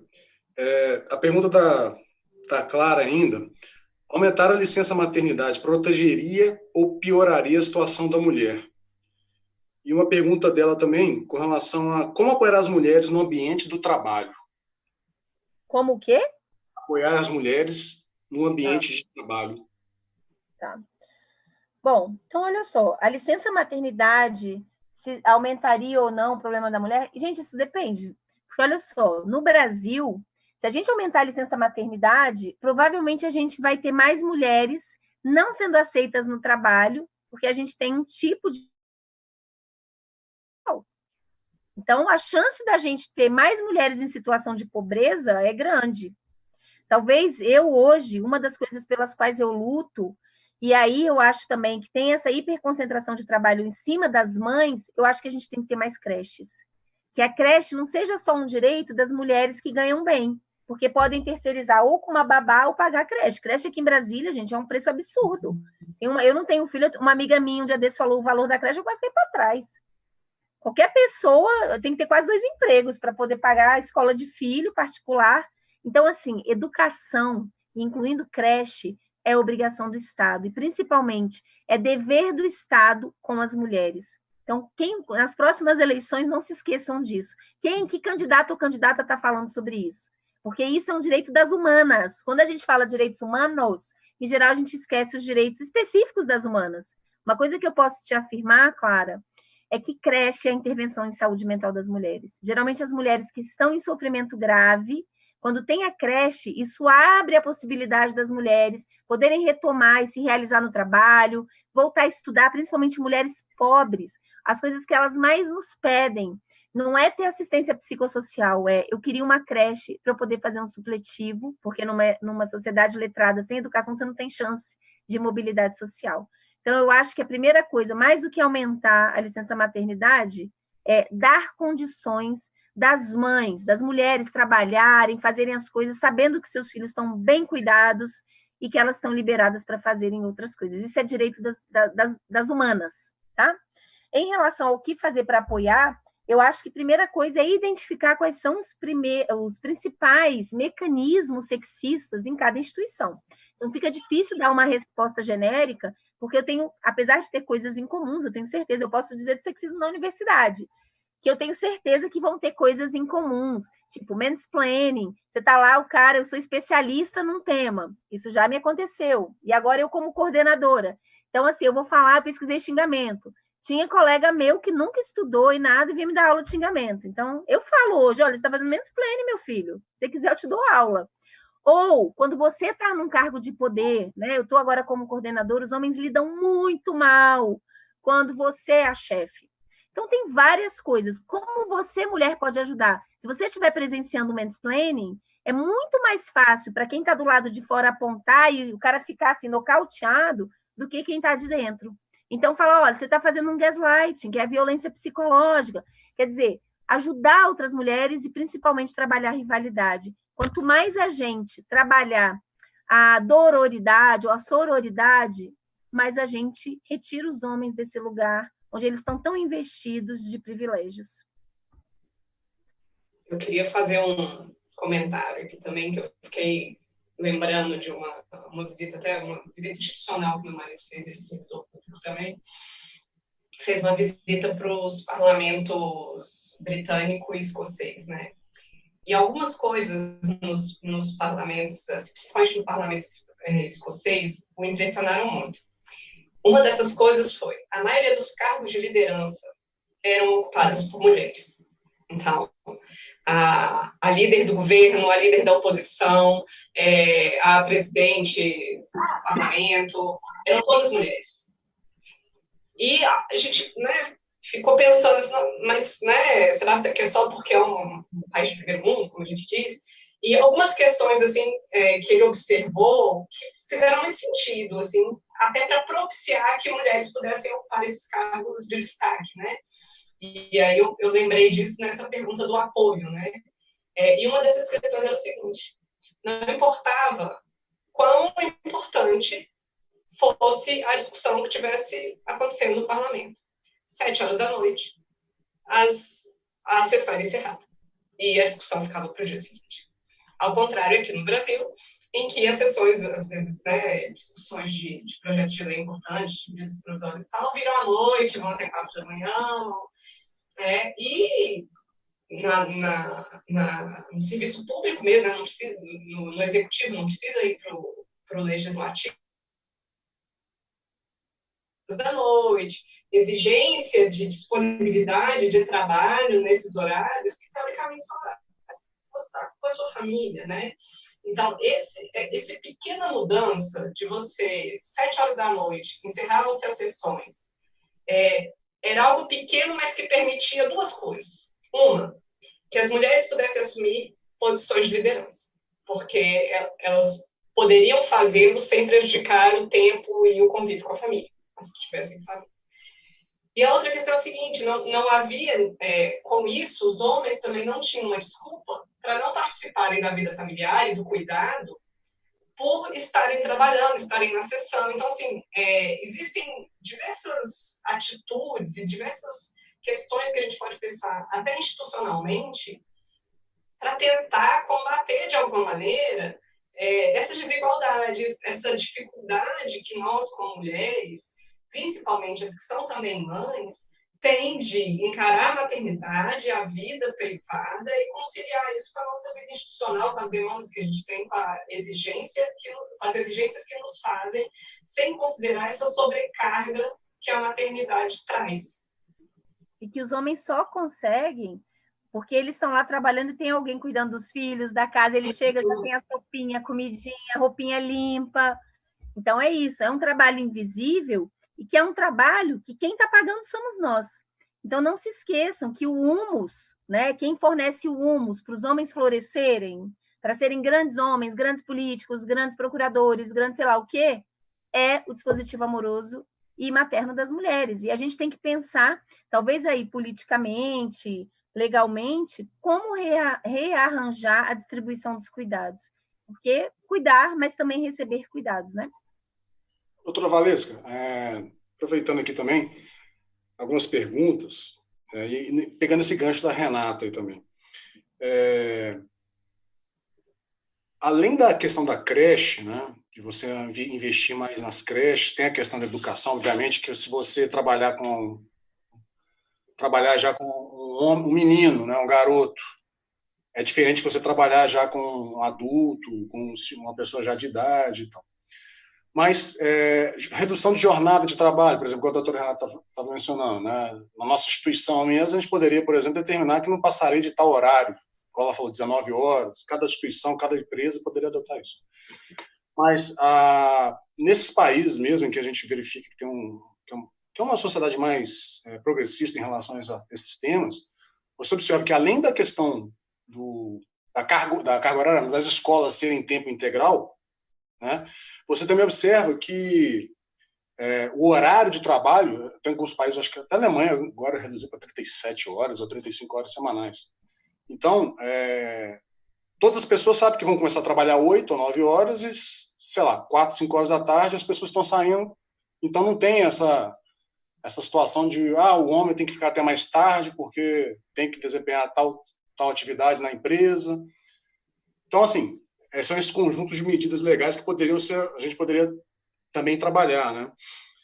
Agora, entrando em duas perguntas de dois homens que perguntaram aqui, vou fazer os dois ao mesmo tempo, do Gabriel, com Gabriel Vieira. O que os homens podem fazer para diminuir a incidência tanto do machismo como um todo e também especificamente do machismo institucionalizado? E tem uma pergunta do colega Marcos aqui. Os homens que buscam participar de maneira igualitária nos cuidados da família também podem ser vítimas de pensamentos machistas? Sim. Não, com certeza, gente. Como eu falei, olha só, toda vez que você não performa dentro do script de gênero, provavelmente você vai sofrer violência. E principalmente a casa dos homens é muito violenta.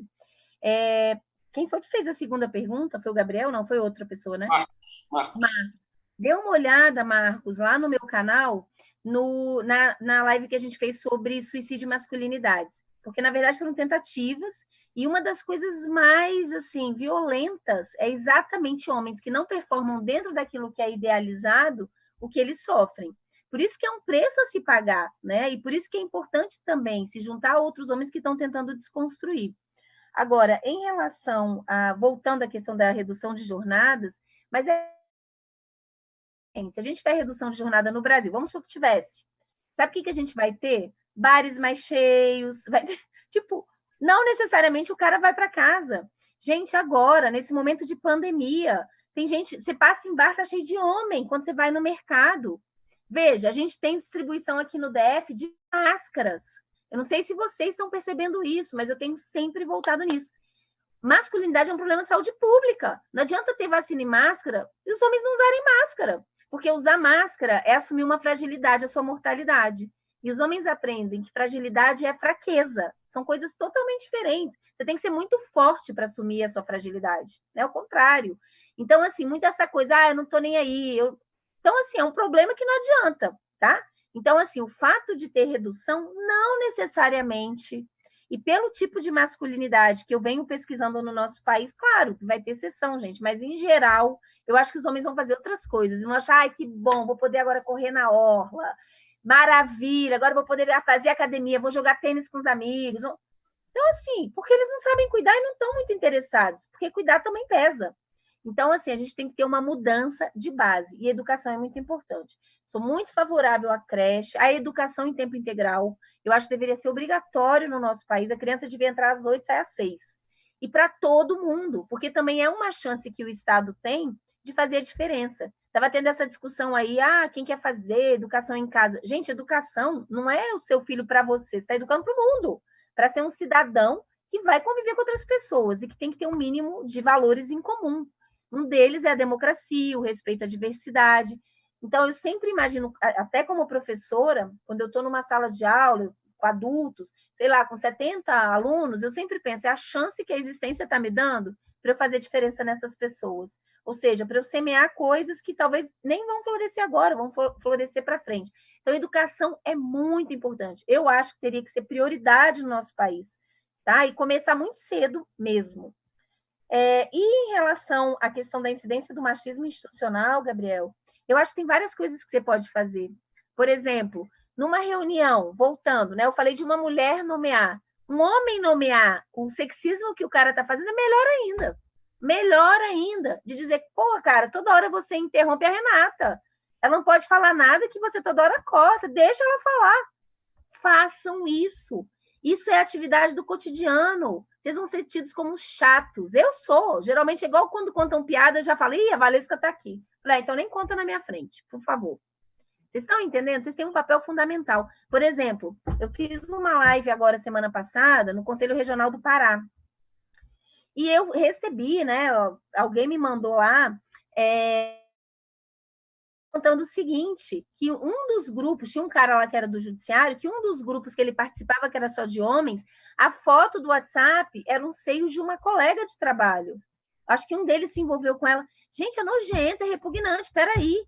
Entendeu? Tem coisas que não dá para aceitar. Quando a gente pega o sexismo, feminicídio é a ponta do iceberg. Mas toda essa troca do grupo de WhatsApp, a piada machista, mesma coisa, a piada racista, se a gente não tiver essa base, aquela pontinha do iceberg some. Então, assim, é combate no cotidiano. Não deixe passar um sexismo, um gaslighting, o que a gente chama do roubo de ideias, tá? Às vezes, assim, o cara pega, você comenta uma coisa, o cara vai lá e apresenta a ideia como sendo dele. Então, assim, se coloquem ativamente no combate do sexismo, que vocês têm um papel muito importante. E eu fico muito contente de saber que tem outros homens aqui, posso dizer, eu tenho dado palestra no Brasil inteiro, tem crescido sim o número de homens interessados em mudar, em se perceber, em nomear, e uma coisa importante para quem está nos assistindo, se a gente nasceu, quem nasceu no Brasil é sim sexista e racista, a diferença é que uns estão abertos para desconstruir. Tanto o sexismo quanto o racismo a gente desconstrói no cotidiano e ouvindo quem é afetado. Então, quando uma mulher fala, pô, isso aqui é sexismo, não tenta dizer, não, amiga, escuta. Quando uma pessoa negra fala, pô, isso aqui foi racista, escuta, a gente branco tem que aprender a ouvir. Então, só assim a gente vai conseguir realmente construir e mudar, né, para uma sociedade democrática. Não tem, como eu falei no começo da minha fala, possível pensar a democracia no Brasil sem reconfigurar, desconstruir o sexismo e o racismo. Só complementando, né? Escutem e se eduquem, né? Vamos buscar homens, colegas, vamos buscar conhecer mais sobre isso, né? Escutar, participar dessas discussões, dessas palestras, ler sobre o assunto, porque assim vocês vão ter material e vão conseguir educar o olhar de vocês para perceber o machismo, tanto dentro de vocês como nos seus colegas, como no ambiente que a gente trabalha. Perfeito, doutora Renata, isso mesmo. É uma atividade diária, né? Porque muitas vezes a gente nem se dá conta que está cometendo um ato de sexismo ou de racismo. Racismo ainda estava um pouco mais escondido ainda, né? No armário, assim, né? Agora está saindo mais. Enfim, vamos ter que conviver com essa ofensiva que está acontecendo recentemente no nosso país, né? E não deixar que isso continue, né? É uma pergunta aqui da Andrea Catiani. Como fazer com que os homens parem de ter atitudes machistas? Como fazer eles entenderem isso? E eu vou também para a pergunta da Núbia. Gostaria que Valesca explicasse um pouco sobre o que é lugar de fala. Sou branca, não posso defender a luta das mulheres negras. A mesma coisa do homem, né? Não posso defender a luta das mulheres, enfim. Isso me incomoda um pouco, né? Então, ela quer saber um pouco mais sobre essa questão do lugar de fala e por que ela não poderia também defender a luta das mulheres negras. Olha só, Andréia, como fazer para que os homens deixem de ser machistas? Olha, eu não sei. Se eu descobrisse, se eu tivesse uma fórmula fácil, eu ia ser prêmio Nobel. Veja, isso é trabalho cotidiano e enchendo o saco mesmo, né? No começo, eles vão aprendendo. Gente, se você estiver pensando numa relação aí que não seja profissional, vai chegar num momento que ou o cara muda, você não vai aguentar ficar com ele. É simples assim, entendeu? Então, eu acho que... E eu posso te dizer, eu namoro tem 2 anos, meu namorado é ótimo. De vez em quando ele fala, olha ali a prateleira do amor, eu figura. E de vez em quando ele dá uns escorregados, eu dou nele também. Ele fala, nossa, pegou pesado. É cotidiano, tá? Agora, Núbia, a questão do lugar de fala. Vamos pegar a metáfora que eu falei.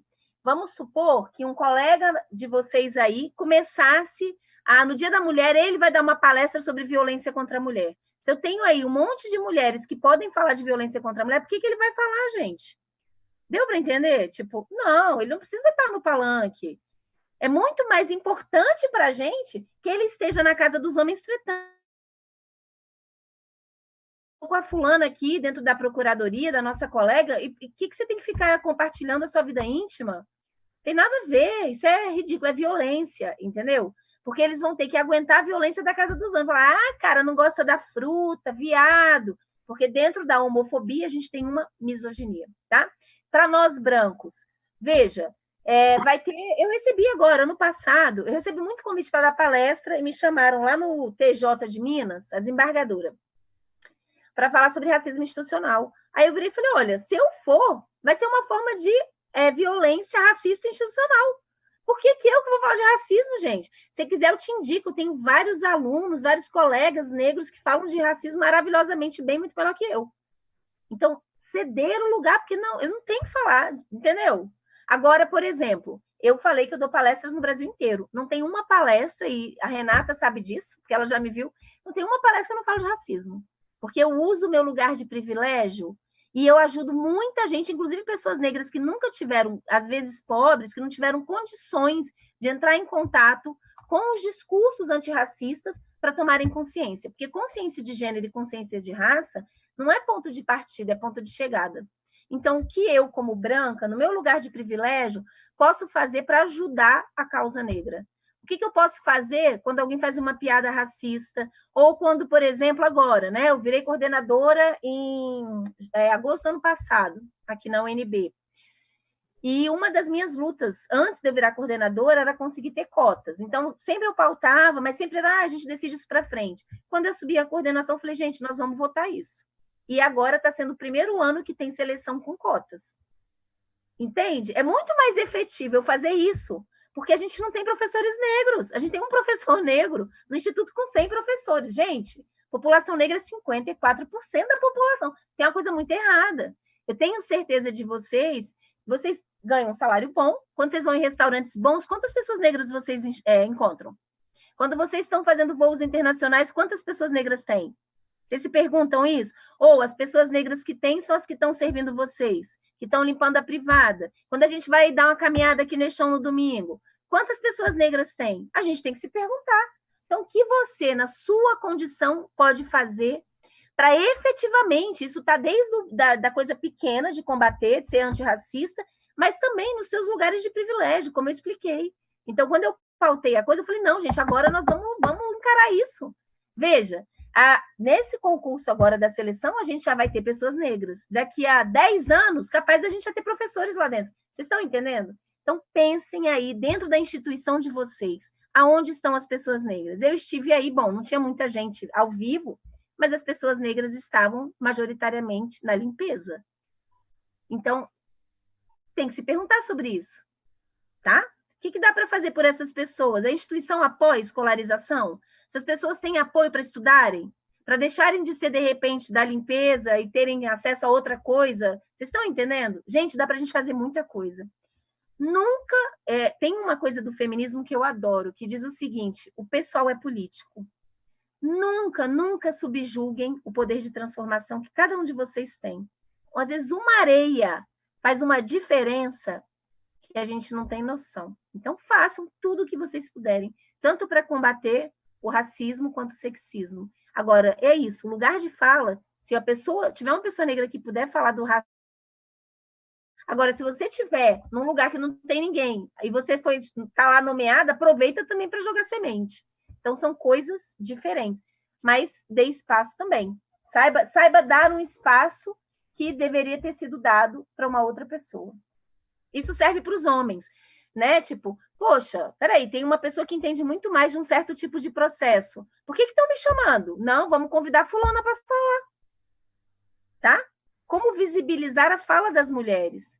Uma coisa que eu posso dizer do judiciário, né? Eu já fiz psicodinâmica do trabalho no TJ. É impressionante. O poder sempre dá um jeito de se reorganizar. Ele te dá uma unha para não te dar a mão. Quando as mulheres começaram a lutar, o que acontece? Se a gente for pegar os DAS lá no TJ, e os DAS do judiciário são bons. É uma diferença de salário legal. Diferente do executivo. Então, assim, geralmente os DAS mais baixos são as mulheres. E os DAS mais altos lá são homens. Entendeu? Então, lá eles diziam, não, as mulheres têm DAS. Mas quando você ia fazer a planilha, realmente é mais ou menos assim, bom, as mulheres estão ascendendo, aí os homens vão mais para o topo. Na medicina, quem faz a medicina no chão, vamos colocar assim, de fábrica, são as mulheres, o dia a dia. Quem é o neurocirurgião, o cirurgião geral, o anestesista, que ganha muito mais?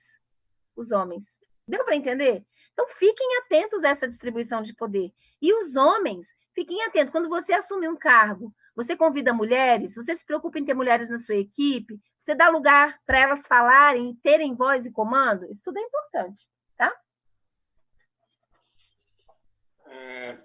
Tem algumas perguntas bem interessantes aqui, olha só, não está identificado não, mas o que você pensa sobre a ramificação da causa feminista? Da o quê? A ramificação da causa feminista. Tá. Pode afetar o resultado final? Uma outra pergunta. O que você pensa sobre a depilação? É um fator de sexualização?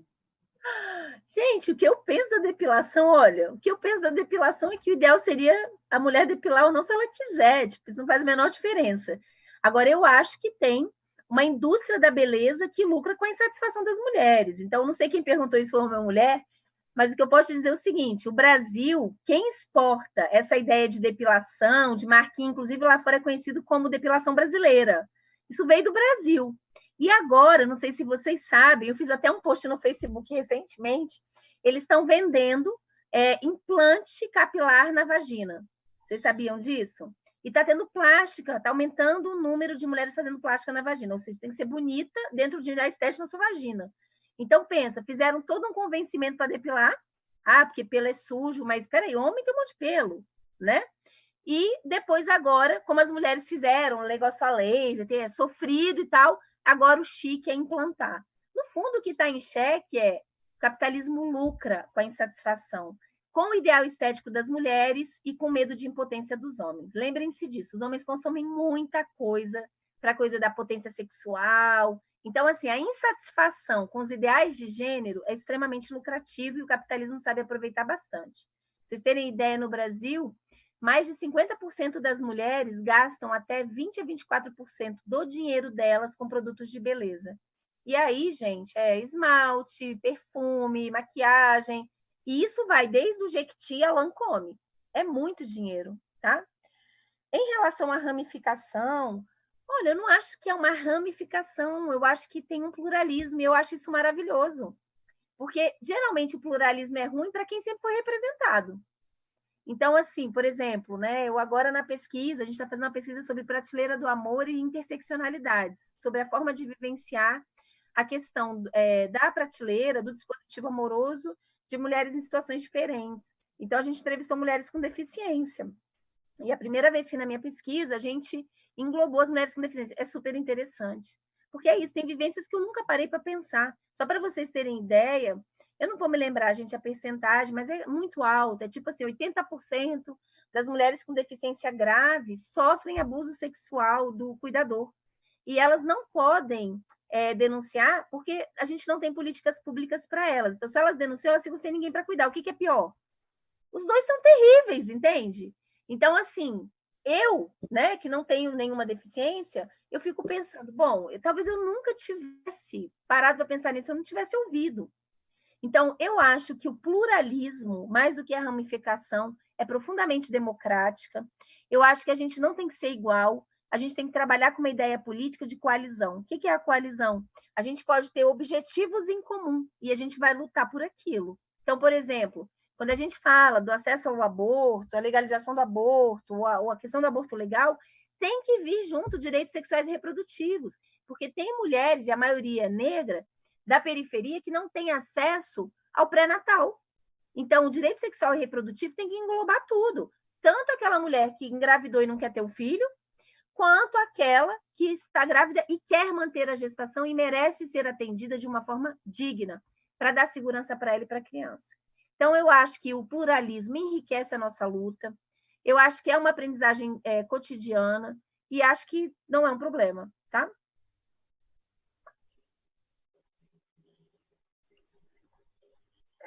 Doutora, tem uma pergunta sobre como você vê o progresso a respeito da luta contra o sexismo no Brasil nos últimos tempos. Eu acho que é assim, olha, vou pegar, eu tenho 46 anos, vou fazer agora. Eu acho que o Brasil, a gente avançou algumas coisas. Tem coisas assim, hoje, né, do que a gente até fala, é capaz de nomear que, sei lá, 20 anos atrás, eu acho que era inimaginável. Né? Inclusive, assim, de nomear as violências. A própria Lei Maria da Penha foi um avanço enorme. Mas, gente, nós temos muito que andar. Quando eu morei no Canadá, eu me encontrei, eu saí com várias feministas lá importantes, e uma das coisas que me impressionou é quando eu falava da situação e tudo mais, e até a situação política, né, gente? Da gente ter falas misóginas dentro dos nossos, de representantes, são pessoas que estão ocupando um lugar político importante. E a gente viveu, a gente está vivendo coisas aqui que eles viveram, tipo, na década, sei lá, de 50, 60. Então, temos muita coisa para andar, tá? Muita coisa para andar. Mas eu acho que as mulheres têm encabeçado um movimento importante, e aí nas suas diversidades. E o que me anima é pensar o seguinte, né? Por mais que a gente esteja vivendo nesse momento político, uma espécie de backlash, como se fosse um retorno, assim, um andar para trás, um retrocesso, isso só mostra o quanto a gente avançou em algumas pautas. Porque aqueles grupos que conseguiram andar um pouco no sentido da visibilidade, de ter mais direitos, dificilmente vão ficar numa boa, tendo que andar para trás. Então, acredito muito aí no processo de resistência e, principalmente, para que a gente volte a ocupar a cena. Né? Eu acho que a luta política é importante, mas também a ideia da gente exercer nossa cidadania e estar no cotidiano. Por exemplo, como eu falei, usando os nossos espaços como vetores de transformação. Deixa eu só falar uma coisa que eu acho que é importante, da minha experiência no Canadá, e eu achei que foi muito interessante, que é o seguinte, gente, a coisa que eu mais amei no Canadá é que eu não era mulherificada. A minha luta hoje não é por ser mulher, a minha luta é por ser pessoa. No Brasil, em sociedades sexistas, você é mulherificado o tempo inteiro. Você vai numa loja, aí o cara, mulher bonita não paga. Bom, hoje eu sou bonita, amanhã eu sou uma baranga. Ou você está comprando uma coisa, o cara, que sorriso lindo. Vocês vão dizer, que mulher chata. Não, gente, é porque é o lugar que esse homem se coloca. Quantos homens eu não acho bonito, sorriso bonito eu não falo? Então, é esse lugar que o homem ocupa invisível, que ele acha que ele tem o direito de falar o que ele pensa, que pode ser bom no momento para você. Te coloca num lugar de destaque da prateleira, mas que é ruim, porque amanhã pode ser um lugar ruim.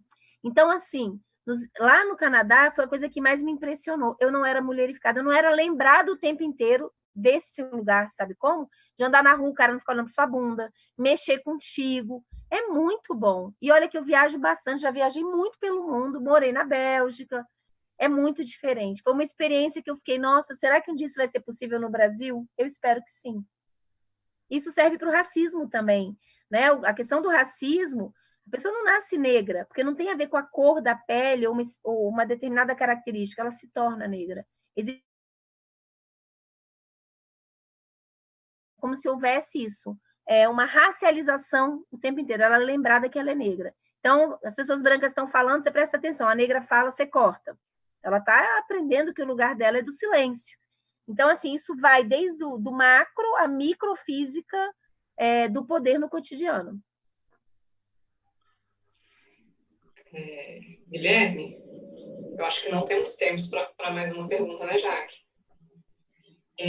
Mas eu queria só, antes da gente encerrar, falar dos próximos encontros do Conecta aqui, organizados pelo Tributo Saeros. Então, convidar os colegas para o próximo dia 15/6, às 17 horas, teremos a conversa É Só Comigo? Da autocrítica para a autocompaixão, onde está seu foco, com a doutora Lana Borges, a Júlia Duarte e a Herta Rani. E no dia 26/6, às 17 horas, teremos a palestra sobre tributação e gênero, com a doutora Tatiana Psitelli, com as doutoras Núbia Castilhos, Lana Borges e Herta Rani. E aí, eu fiz esse gancho também, porque quando a Valesca estava falando do consumo, né, que as mulheres consomem muito, e é uma coisa quase que nos é imposta, né, da insatisfação consigo,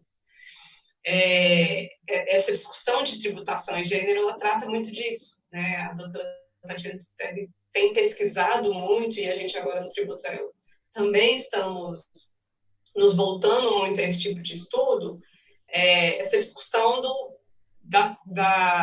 consumo feminino, do tributo incidente sobre isso. A doutora Tatiana Psitelli trouxe até uns dados da última vez que ela veio na Procuradoria, mostrando assim, que a renda das mulheres, normalmente, ela já é inferior à renda masculina, né? Se a gente pegar os dados gerais do nosso país. Então, via de regra, as mulheres ganham menos do que os homens.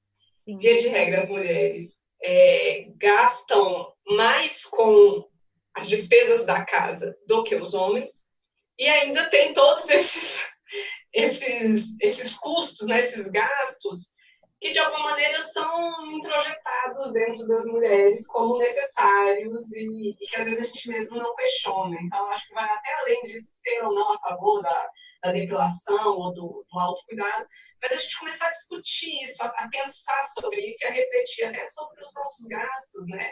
E, consequentemente, sobre a tributação sobre esse incidente, né? Renata, deixa eu só comentar uma coisa, que é interessante você dizer isso, porque mesmo o mesmo produto, eles mudam a embalagem. Então, assim, vamos pegar Prestor Barba, né, Bic, não sei se vocês viram. Aí, assim, para o homem custa X. Aí eles fazem para a mulher rosa e colocam 2 vezes o preço.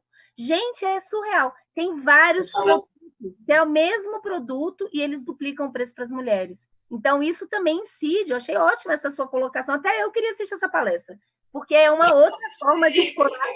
Eu posso assistir? Eu gostaria. Eu acho que é bem... Dia 26/6, às 17 horas. Que dia que vai ser? 26/6, 26 de junho. Tá bom. Às 17 horas. No dia 15, às 17 horas, também teremos a palestra com a doutora Júlia e as nossas colegas Herta e Lana. Ótimo. Guilherme, mais alguma consideração? Não, somente gostaria de continuar o papo aqui, a gente podia ficar até amanhã conversando. Mas, já que você mora em Brasília, depois a gente combina, quem sabe, saindo dessa pandemia, aí uma possibilidade de a gente conversar mais, né, Renata? Com certeza. Agradecer bastante e pedir desculpa a quem participou e, caso não tenha sido feita a pergunta, eu tentei controlar aqui. Acredito que a maioria delas tenha sido feita, mas eu peço desculpa para quem não foi contemplado. E agradecer a doutora Valesca mais uma vez, e a doutora Renata, todo mundo que se engajou, a doutora Herta, a Cristina, enfim, todo mundo que está envolvido, parabenizá-los e agradecer pela honra de estar aqui. Valesca, muitíssimo obrigada por mais esse bate-papo, essa aula. Né? Os colegas aqui estão elogiando bastante nos grupos de WhatsApp. E é sempre um prazer poder escutar as suas colocações, os seus estudos, né? Muitos anos debatendo e estudando esse tema. Então, a gente aprende muito toda vez que a gente te escuta e que a gente tem a oportunidade de debater com você. Muito obrigada. E queria agradecer também a Jaqueline, a Dábila, a Cristina, o Serrai, todas as colegas, os participantes do Tributos a Elas, que têm assim, se dedicado ativamente para discutir essas questões. E vou passar agora a palavra para a Valesca, para que ela encerre o programa, já que ela é a nossa personagem principal aqui hoje. Muito obrigada, colegas, e obrigada a todos que nos assistiram. Então, quero agradecer. Para mim foi um grande prazer, não conhecendo o Guilherme, mas você, Renata, já conhecia. Dizer que é uma parceria, para mim também muito importante. E dizer para quem esteve com a gente agora à tarde, faça a diferença onde você está. E acredite nisso, porque é igual um contágio, digamos assim, de uma perspectiva diferente de ver as coisas. E acredite nessa possibilidade de mudança. A gente não somos poucos, já somos muitos, tá? Então, um beijo grande. Entrem lá no canal, tem muita coisa legal. O blog também, Saúde Mental e Gênero. Então, todos os artigos, tudo aquilo que a gente vai publicando, das pesquisas que a gente tem feito, do mestrado, do doutorado. Então, a gente tem muita coisa bacana, vale a pena visitar o blog. E um beijo para vocês e se cuidem, gente, porque ainda estamos num lugar muito ruim, num momento muito ruim da pandemia, né? É verdade. Vamos falar sobre isso, né, Valesca? Sim. Tchau, pessoal. Obrigada. Tchau.